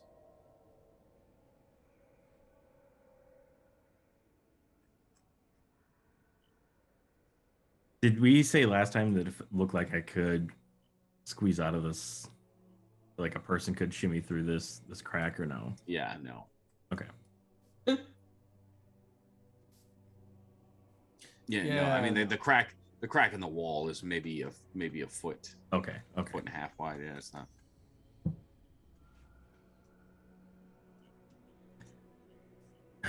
Y'all are loud. I'm just gonna watch outside the door. And he's just gonna post himself up right in the door frame, looking out. Okay, so the door's open. Yeah. Why would you ask that question, JD? Okay, so the door is open. The door's open.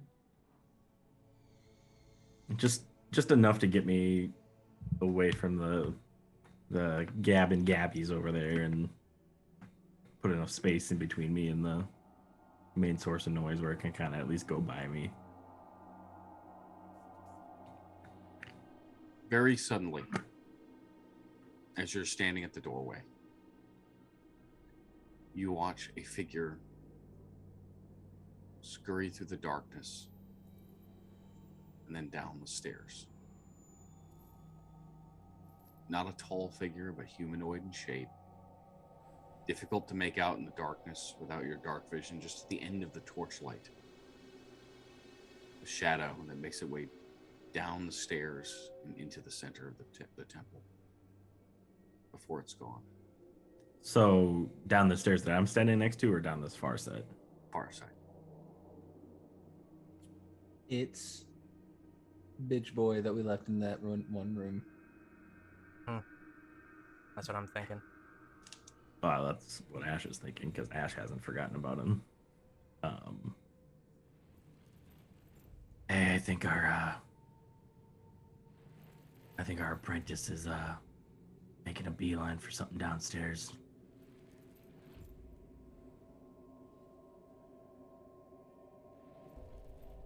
Well, that just won't do. Well, come, my friends. Perhaps we could place wagers. Shall we find him as a pile of cinders or minced meat? Perhaps torn to pieces? Hmm? We ain't got those spells. We got those. We took a few moments. You good? Castmate's good. I'm good. I shall place 5 silver upon finding him as a desiccated husk. Hmm? We'll take I it. like the minced meat. That seems a bit harsh, but you know, he's just an apprentice. With no spells. Oh, I thought you were talking about us. All right. I mean, Whoever's he's coming, gonna let's die. go. Why are we rushing to our own deaths? He says as he pulls out his sword and begins to.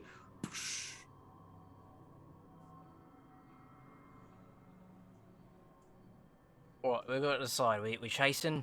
We letting them do whatever? We still know there's a source of power in here they might be searching for. Yep, that's what we're going for now. Hey, bollocks. Yep. Chase. Head on down the stairs. Right back down. Down to party, let's go. Down to clown. Hey, look, there's a dinosaur.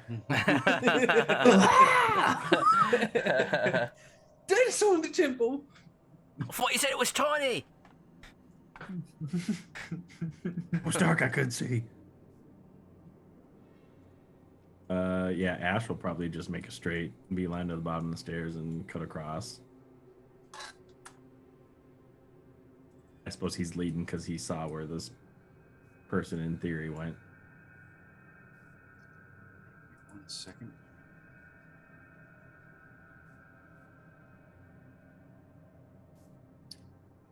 Okay, so as all of you make your way down the stairs, for those of you that can see in these dark situations, Durango, Tinsveta, Casimir, you see a figure kneeling before the rubble. And the closer you get, you can see now this dark hair pulled back, very high at the temples, balding, bit of gray running through the color and the streaks. fine, dark black clothes, but like noble traveling clothes. This figure's gonna get a voice in the back of his head. And Tensveta, you see, and it jumps out to you right away, the elongated, pointed ears of a dusk elf. And just to your left, as you're making your way down the stairs, you hear Casimir sort of curse under his breath.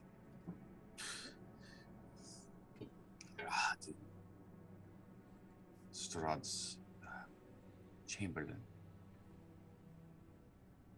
Oh, what's his name? He's gonna get that in the back of his head. Hadin?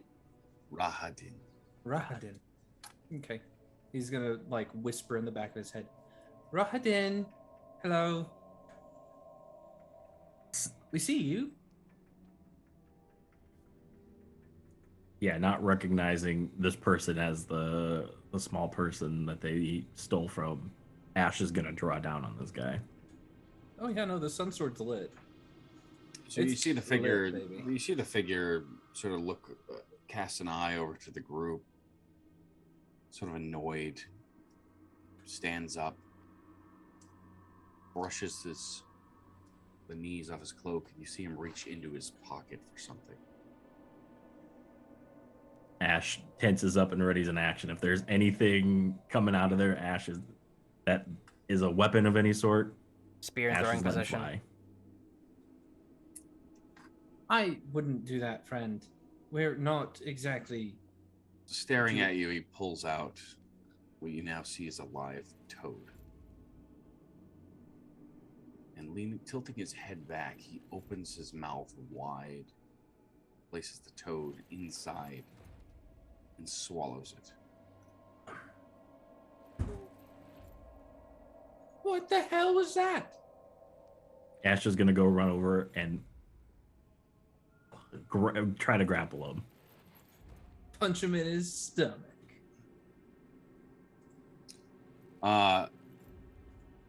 Okay. Go ahead and make a let's just do this. We'll do just very quickly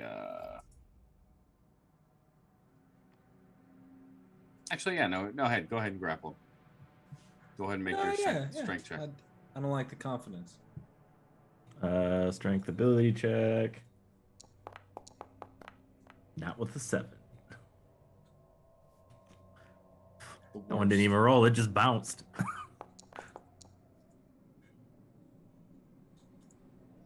Yeah, so as you rush up to grapple him, he very quickly sidesteps you, and with a bit of a push, you kind of trip and stumble past him.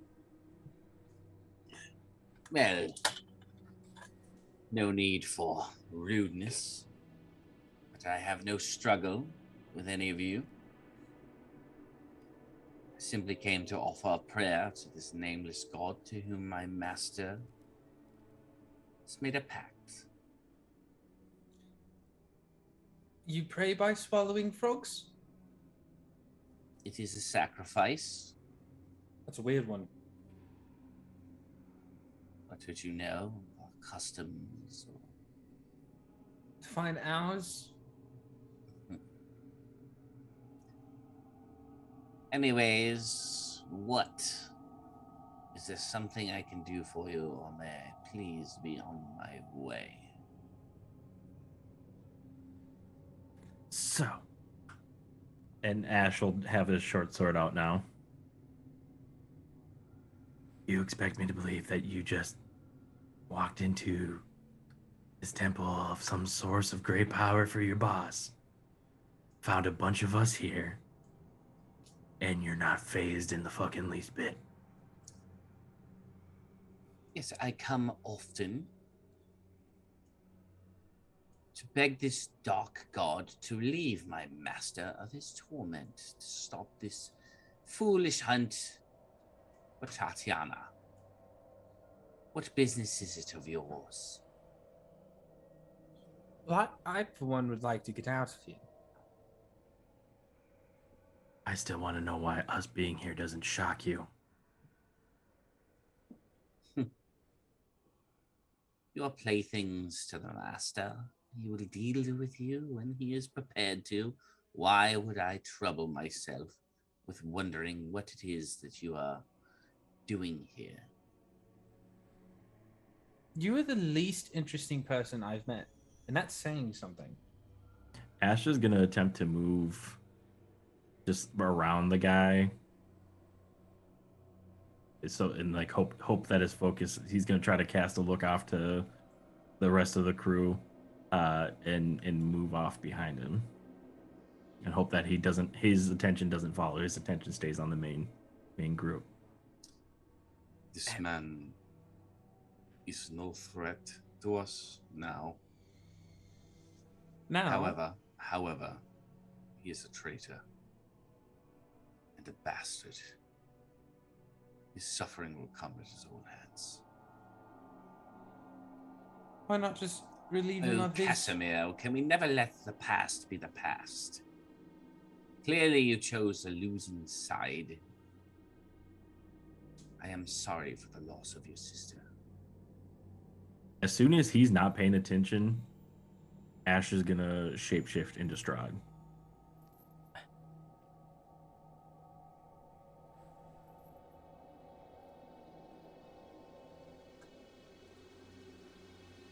So, who's this god you're worshipping? It's got a name.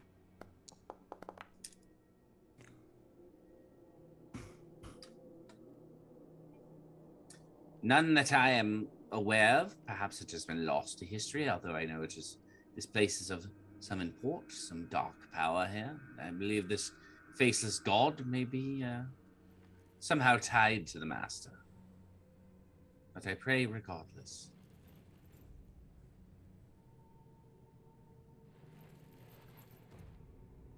Now, will that be all, Casimir, or may I get back to my duties?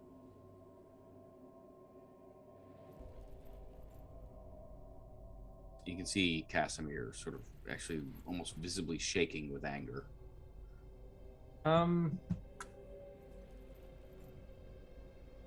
Is he just doing what he can to antagonize Casimir, or vice versa? Make an insight check. And I'm just gonna ask Casimir quick. I'll kill him if you want me to. But no skin off my back. I rolled it, but it wasn't public. Sorry. I had hit dice earlier. I got a 23 this time since I rolled fucking private. Unless you'd like me to roll it again public. No, that's fine. So it was a 23. Mm-hmm. No, it's you just sort of detect this just air of smugness and superiority about the man, and which is odd for, I guess in this circumstance it's the only time he would feel that way. But as if all of you are literally just that unimportant, and a very genuine feeling of just complacency with whatever it is that you're doing, as if you're just a minor annoyance in what seems to be some sort of ritual for him. Okay. He's going to look at the rest and just like pointedly look at everyone, including Casimir, as he just says that.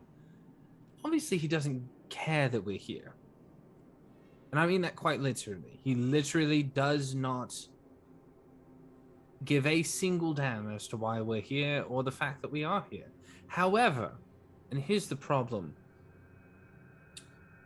his boss might. He's been screwing with us for as long as we've been here. That one, and he points at Rahadin, that one is likely bound to report his findings. So, our options are fairly simple. We kill him now, and Strahd knows that he was killed along the way. But it might take some time. Or we let him go, and Strahd finds out sooner rather than later. During this exchange, Durango is going to attempt to read this guy's thoughts. Yep. Go ahead and just surface level or. Start with surface and, see where we go. Oh my god. Sure, couldn't roll that on my check, could he? No, he could not. I thought It's about all- following up your shapeshift with a second shapeshift, but this seemed like a better idea. You're So full. You are not Strahd. I am Strahd. got another Mad Mage situation going on. Exactly. So his thoughts are pretty clear, right? And it's very similar to what's written across his head. He looks at Casimir, and you can see now Durango should dig deep, right? Or I guess it's like surface level. It is that everything I just explained, right? Minor annoyance, thinking about the trip back, looking at potential. He's watching. He clearly knows that Ash is not Strahd, and is just annoyed by the whole everything that is happening here. So are you going deeper? Yeah, let's do it. With an 8, right? So as you dig deeper now, you see these memories. You see Casimir. And you see like firsthand this prince, this dusk elf on a throne, this feeling of contempt and this refusal to bow. This king, it looks like Strahd, but older, hardier. That the elf begins to serve this this master that cleanses the land. You see a young girl at a door. She bears similar markings as Casimir. You can see the resemblance, although she also reminds you of Arena and to some degree that stitched monstrosity at the Abbey.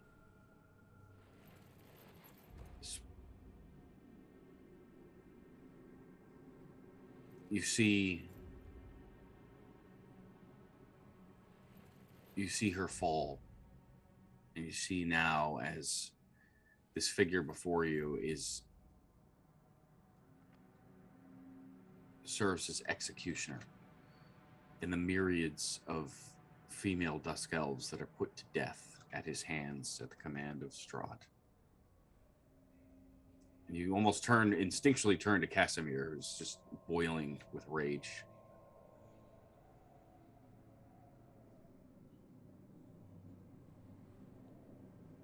Well, if that will be all, I will be back to my duties. It was something. And he immediately turns for the stairs. Did Ten say all that stuff about Strahd and finding him sooner rather than later out loud?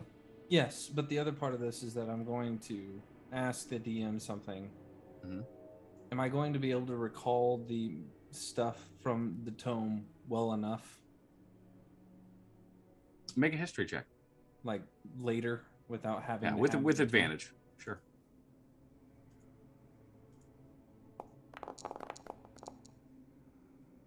$16? Yeah, for the most part. Okay. If that's the case, then he's going to just look at Casimir.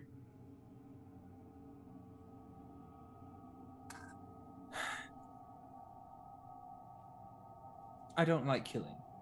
It's not my favorite thing to do. So, I'll make a deal with you, friend. Rahadin.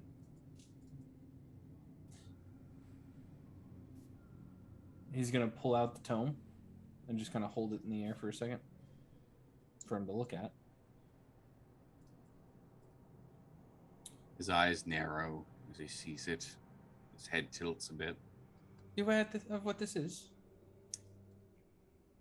I have seen that particular novel in my master's possession, yes. Are you aware of its contents? Vaguely. Do you want it? Master would be most pleased at its return.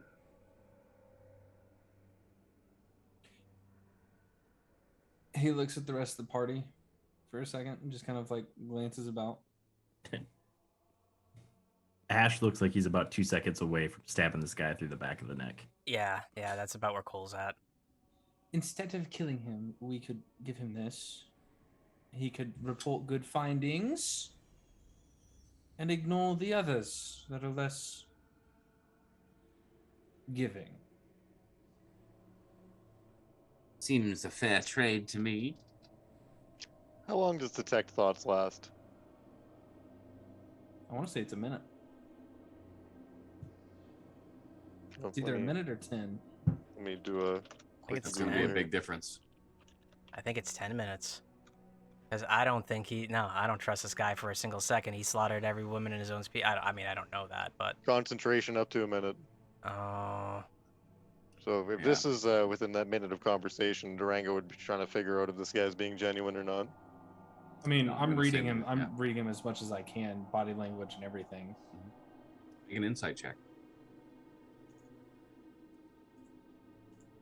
It's kind of my job. Okay. 25. 25. Yeah, he seems excited for the deal. He seems more than willing to take it. Now then, how can I know that I can trust your word? How do you know Because- that you can trust anyone's word? What does that mean? What does it mean? What do you mean, what does it mean? Well, because I could tell you, yes, of course, you should trust me. Or I just say you can't. Ultimately, trust is well, let me put it given. to you a little bit more simply then.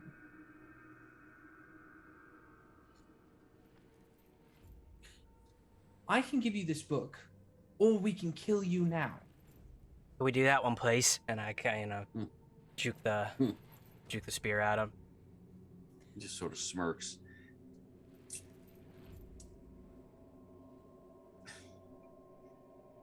Is the premise of your bargain that I keep the secret that you are here inside this temple?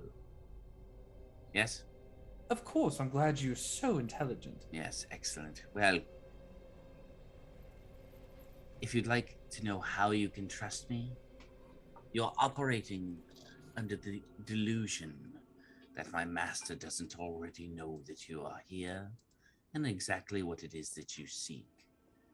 It is adorable, really. Okay, then kill him, Naivety. because I don't like him anymore. As soon as 10 says kill him, Roll initiative. Yeah. As soon Yeah. as 10 said Spear it. is, yeah. Oh. Can't stand people like him. Okay.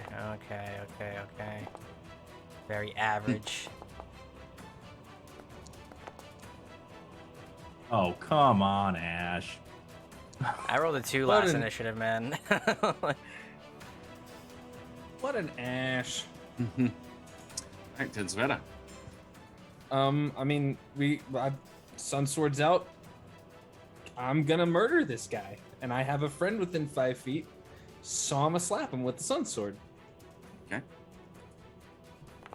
What did the sun sword say to the face? I'm not gonna slap him with the Sun Sword with the 12.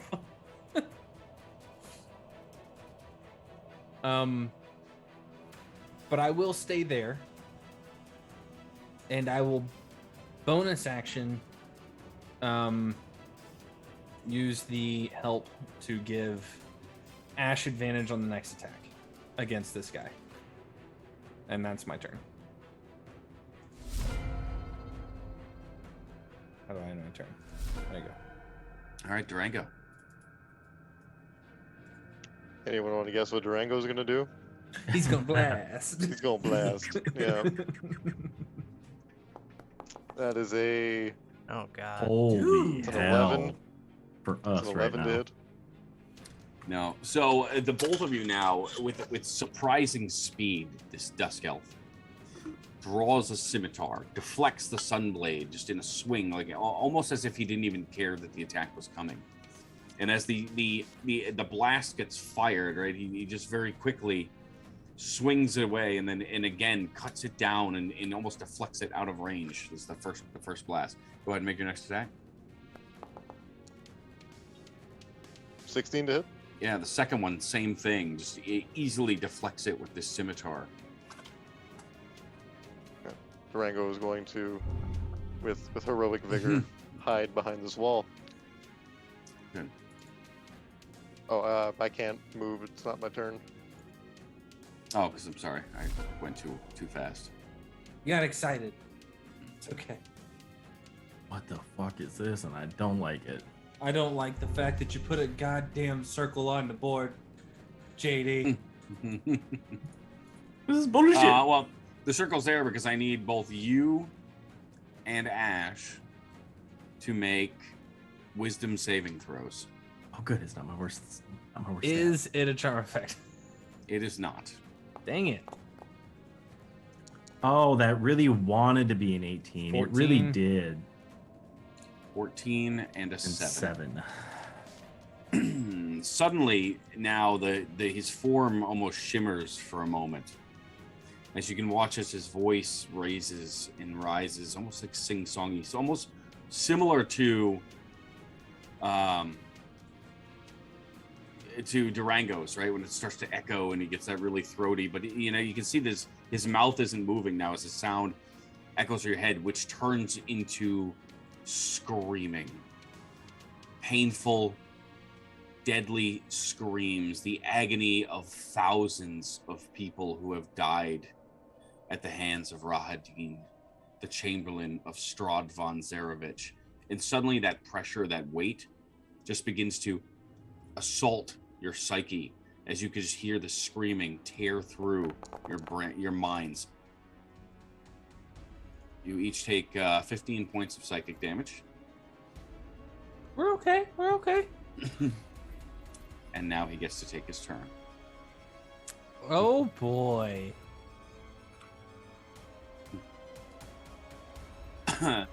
So, Tensveta, he will immediately turn to you. Make his first attack. Of course he rolls over a 10, unlike which us. Which is a 22 to hit. Yeah, 22 hits. For 9 points of slashing damage. I will reaction cut that in half with uncanny dodge. So 5 minus 5. Okay. The second attack is a 26. Mm-hmm. For 11 points of slashing damage. Jesus.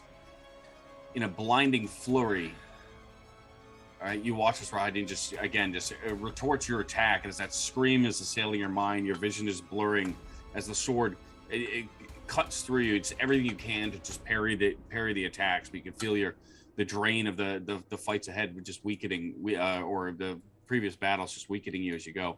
And in an instant now, in front of you, he vanishes from your eyes again as they tend to blur. They start to blur.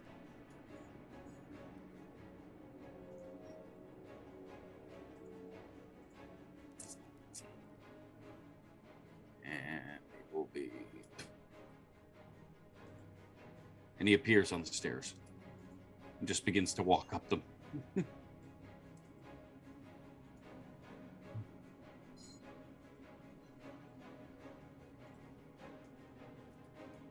So so immediately in a flash, he's on the stairs after the attack and just casually walks up the stairs as if nothing is wrong.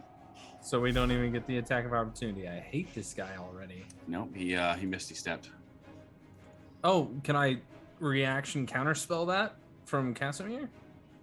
That's one of your innate ones. Can you would you consider that a magical effect that can be counterspelled, or like your Feywild one?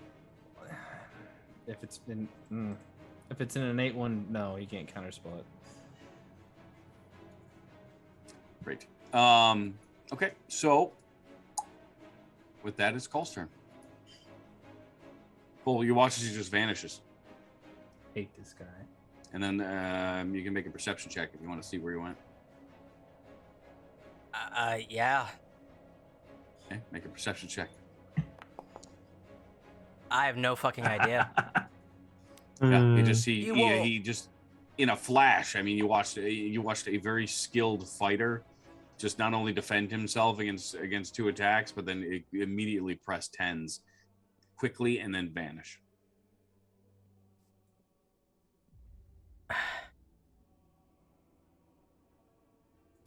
I like to say that he's out of our league, but Tens right now, with the way we are, he's probably out of our league, yeah.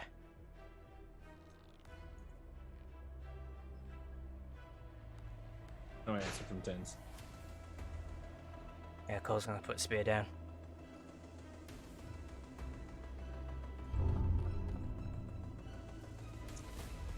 Casimir. No, Casimir is an angry son of a bitch. You have described him as like shaking and quaking in rage. So I do not see a reason why he would not chase him down, other than like personal defeatist attitude. Well, So he did say that he would die by his own hand. I don't think he wanted to fight him. that's true. He did. Casimir's more level-headed than Tens is by a mile.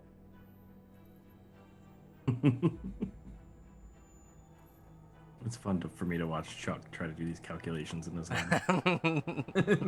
Make a wisdom saving throw. Yeah, that thing that he's proficient in because he's a wizard. It's above a 10.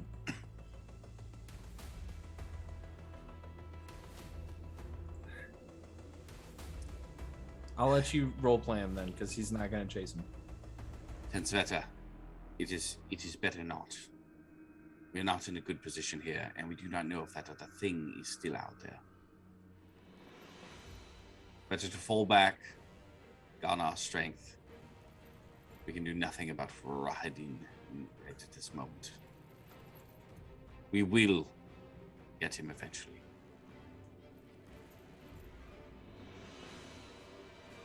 Okay. That's his turn then. Ash. Ash is gonna use his movement to run to the base of the stairs. And he is gonna loose that arrow and use one of his arcane arrow shots that he regains at a short rest. Okay. So I got the help action from you, right? So this is at Advantage. Yep. perfect. For a 19. 19 hits. Okay, that'll be a 5 points of piercing damage. It is going to be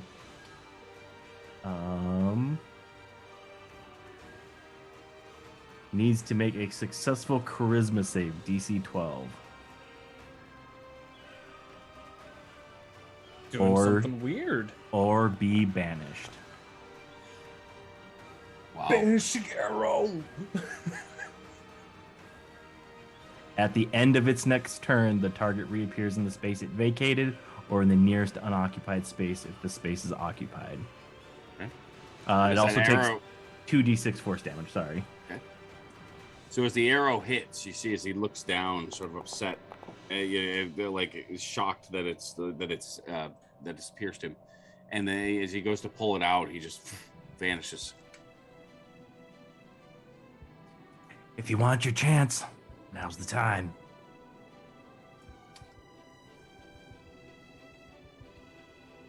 You ain't gonna be gone long. Yeah, that'll be my turn. That's better. All right, Tins, excited. Now, little action. We'll use his full movement. 20. Give Ash like the smallest of pecks on the cheeks. Go up 10 more feet. Bonus action dash up to where he was, wherever he was on this map or on the next. And then hold his action, just giddy to just beat the shit out of this guy. You're begging for that TPK today. You want it. You're Every just time, baby. excited for it. I'm just happy. I like that seeing I'm, my character's dice. I'm just happy that banishing arrow actually worked. And he's just like bouncing on his feet, just like, guys, he's stuck. We can get him. We can get him. Or Mr. Tens, we could get ourselves away, regroup, and prepare to fight another day. I mean, that's his Durango's turn. looking to Cole for guidance or consensus.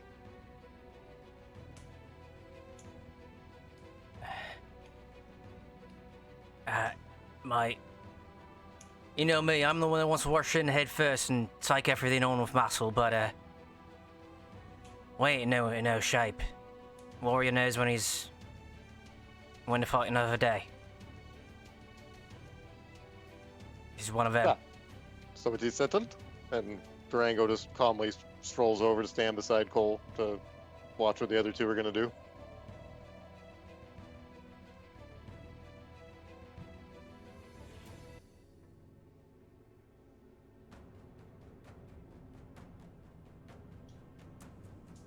You're muted, sir.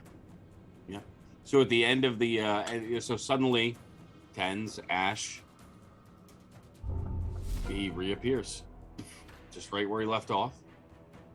As the banishing comes back at the end of his turn, and Cole, it's your turn. Since I held my action, What was your held action? my held action was to strike him whenever he reappeared, because I have 60 He's at feet. he's at the top of the stairs. You're gonna attack him with your crossbow. That was 30 feet from where I was then. I bonus action dash to get up to him. Are the stairs further than 30 feet from where I'm at now? Where were you? I was, let's see, that was 10. I was right there. I'm just saying you put yourself here. So you were trying to get all the way up to him. Yeah. Where he was? Because he's not on the map, so I don't know.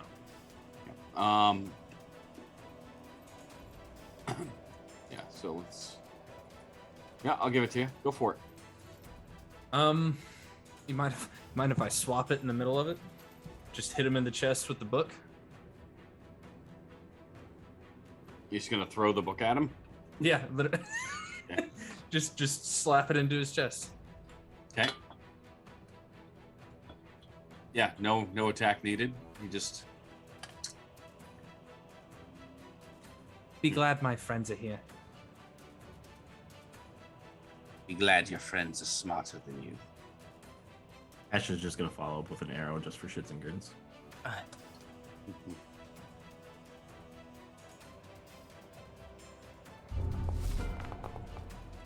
Oh, Asmia's gonna continue to do nothing. Hmm. Just look 17 around on the temple. arrow. 17. Yep. This time you see the arrow flies and he just immediately, just without still staring at Tens in the eye, just cuts it down in the See, air. I don't know that they are.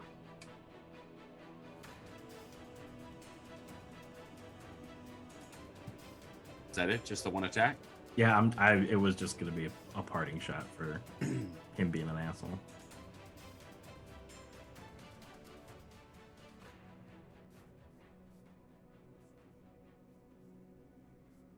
Yes, seeing Tens not attack, he wouldn't have. Little elfling. If I had a penny for every one of you I've seen with that arrogance make such boastful claims without a lack, not even an inkling of experience to back it up. Know when you're beat. Child. And he will turn and walk away.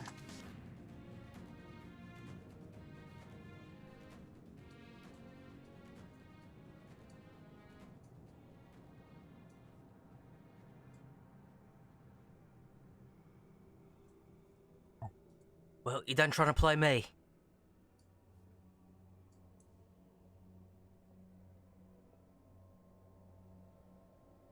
Come on, Tens. Can't move.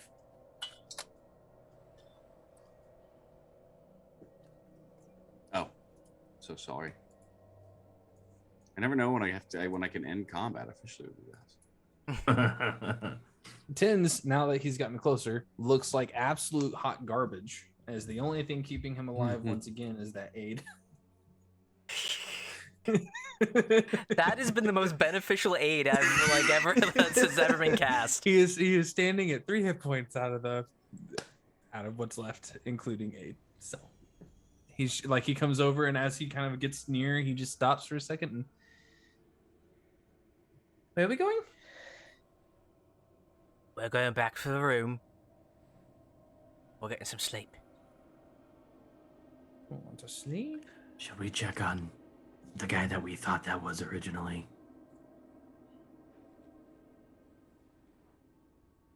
If he's scared shitless, he's be alright. What kind of religion makes you swallow frogs whole? I thought he was Mr. trying What to kind of poison himself. religion makes a man not bring enough to share? You know, that's fair. I can't argue that point. It is an ancient sacrificial ritual. It's weird.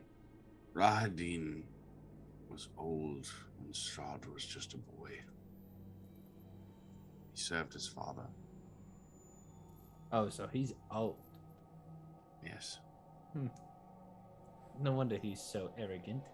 No, the two fought side by side as brothers for a very long time, and he still has served him since. So he's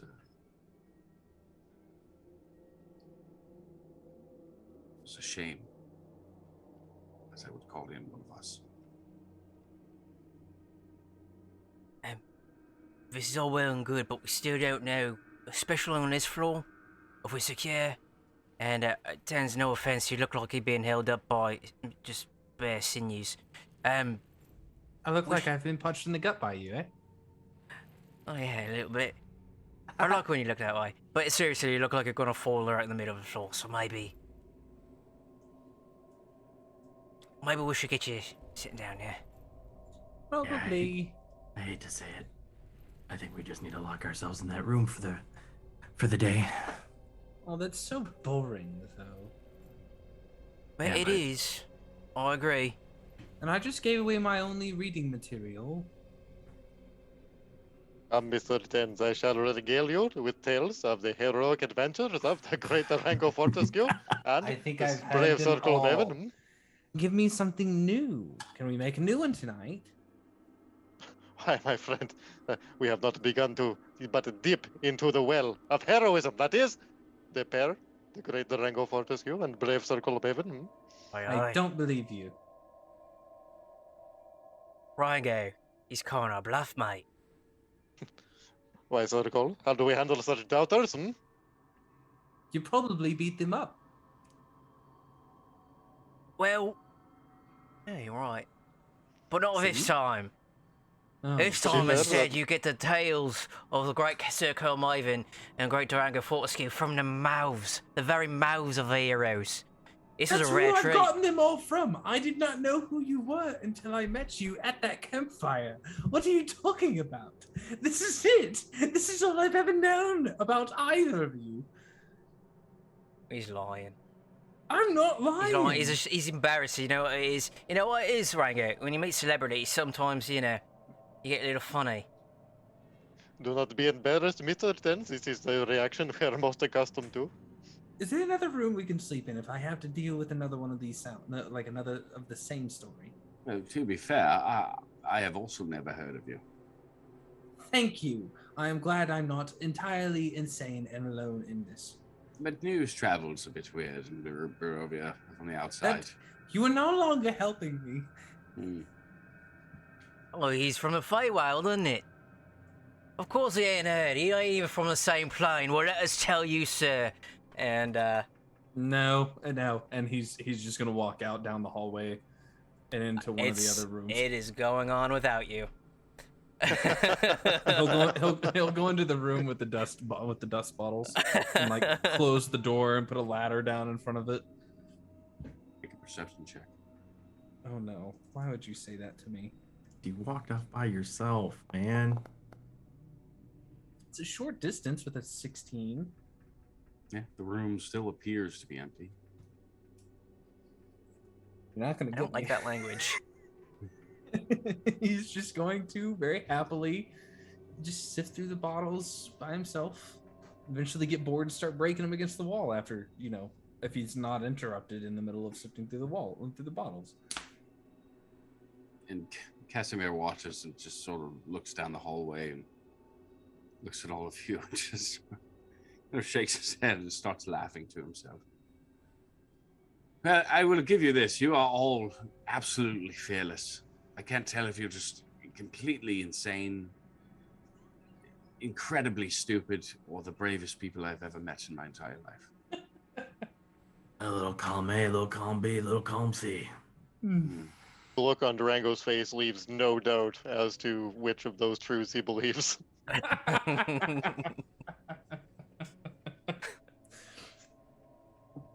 Ash is just posted up in the door again, like he was before. And as you all settle in for the night to get some much needed rest, to once again delve the dark secrets of the Amber Temple, that is where we will pick up next week. So, Feel it. thank you, everyone, for joining us this evening for Curse for Strahd, as we hopefully, we'll see. I can't wait to see what the rest of the Amber Temple is for my friends here. For those huge shout out to all those raiders. We got a ton of raids tonight, so it was great. I saw Robbie Landis. I saw the Role Players Guild. Thank you guys. We always love it. And as per usual, we will be sharing that, passing that buck, passing the savings on to some other lucky, fortunate stream at the end of the night. So stick around and we'll go bring it over. A raid from Escalia too. I just want to give a Escalia, sorry. I am not good, despite the fact that I have to play DM. I am not good at multitasking with the streaming stuff. So that's where Ryan and all these guys help me out, because I can't. It's very hard for me to pay attention to that. Only so many monitors I can run at one time. Anyways, thank you guys so much. Huge shout out to Foundry, who helped support the stream. That's the virtual tables hub system we use. Foundry, pick it up. You ever need help, hit us up at Discord, Forge, which is our hosting website, Tabletop Audio, Dice Envy, yada yada yada. Awesome job getting us to $2,000 for the NAMI donations. Just absolutely incredible. Whatever. We'll see if we can beat that. We'll just go as high as we can until the end of the month. And looks like we'll probably be giving the dice away on Plastic Cougar, I think, on Thursday. Mm-hmm. Sound good? Sounds great. We need a roll for the raid. Absolutely. Let's let the DM raid. He never gets to roll for the raid. Oh, Yeah. come now. Oh, You want this me to is- do it? Does he Oh, does yes, on we- ASDs? Well, He not on does. Strahd. No, it's not fine. Yeah, roll the dice. I It's the will one time roll. we're not going to be terrified. Oops, that was a D12. Hold on. It's because I don't know what I'm doing. Do any of This, us. we have to give him practice on how to do this. How to roll low? Yeah. How to roll low? Oh, come Wow, on. you did. There you go. There you go. We're raiding Drunks and Dragons from the Grouch Couch. Nice. I love that title. Drunks and Dragons. Solid. All right, guys. Well, thank you very much. Let's make some noise. Let's be loud. Let's make some new friends out there. Show that Neg 2 crew energy as we join, and we will see all of you hopefully Thursday, but definitely next Sunday.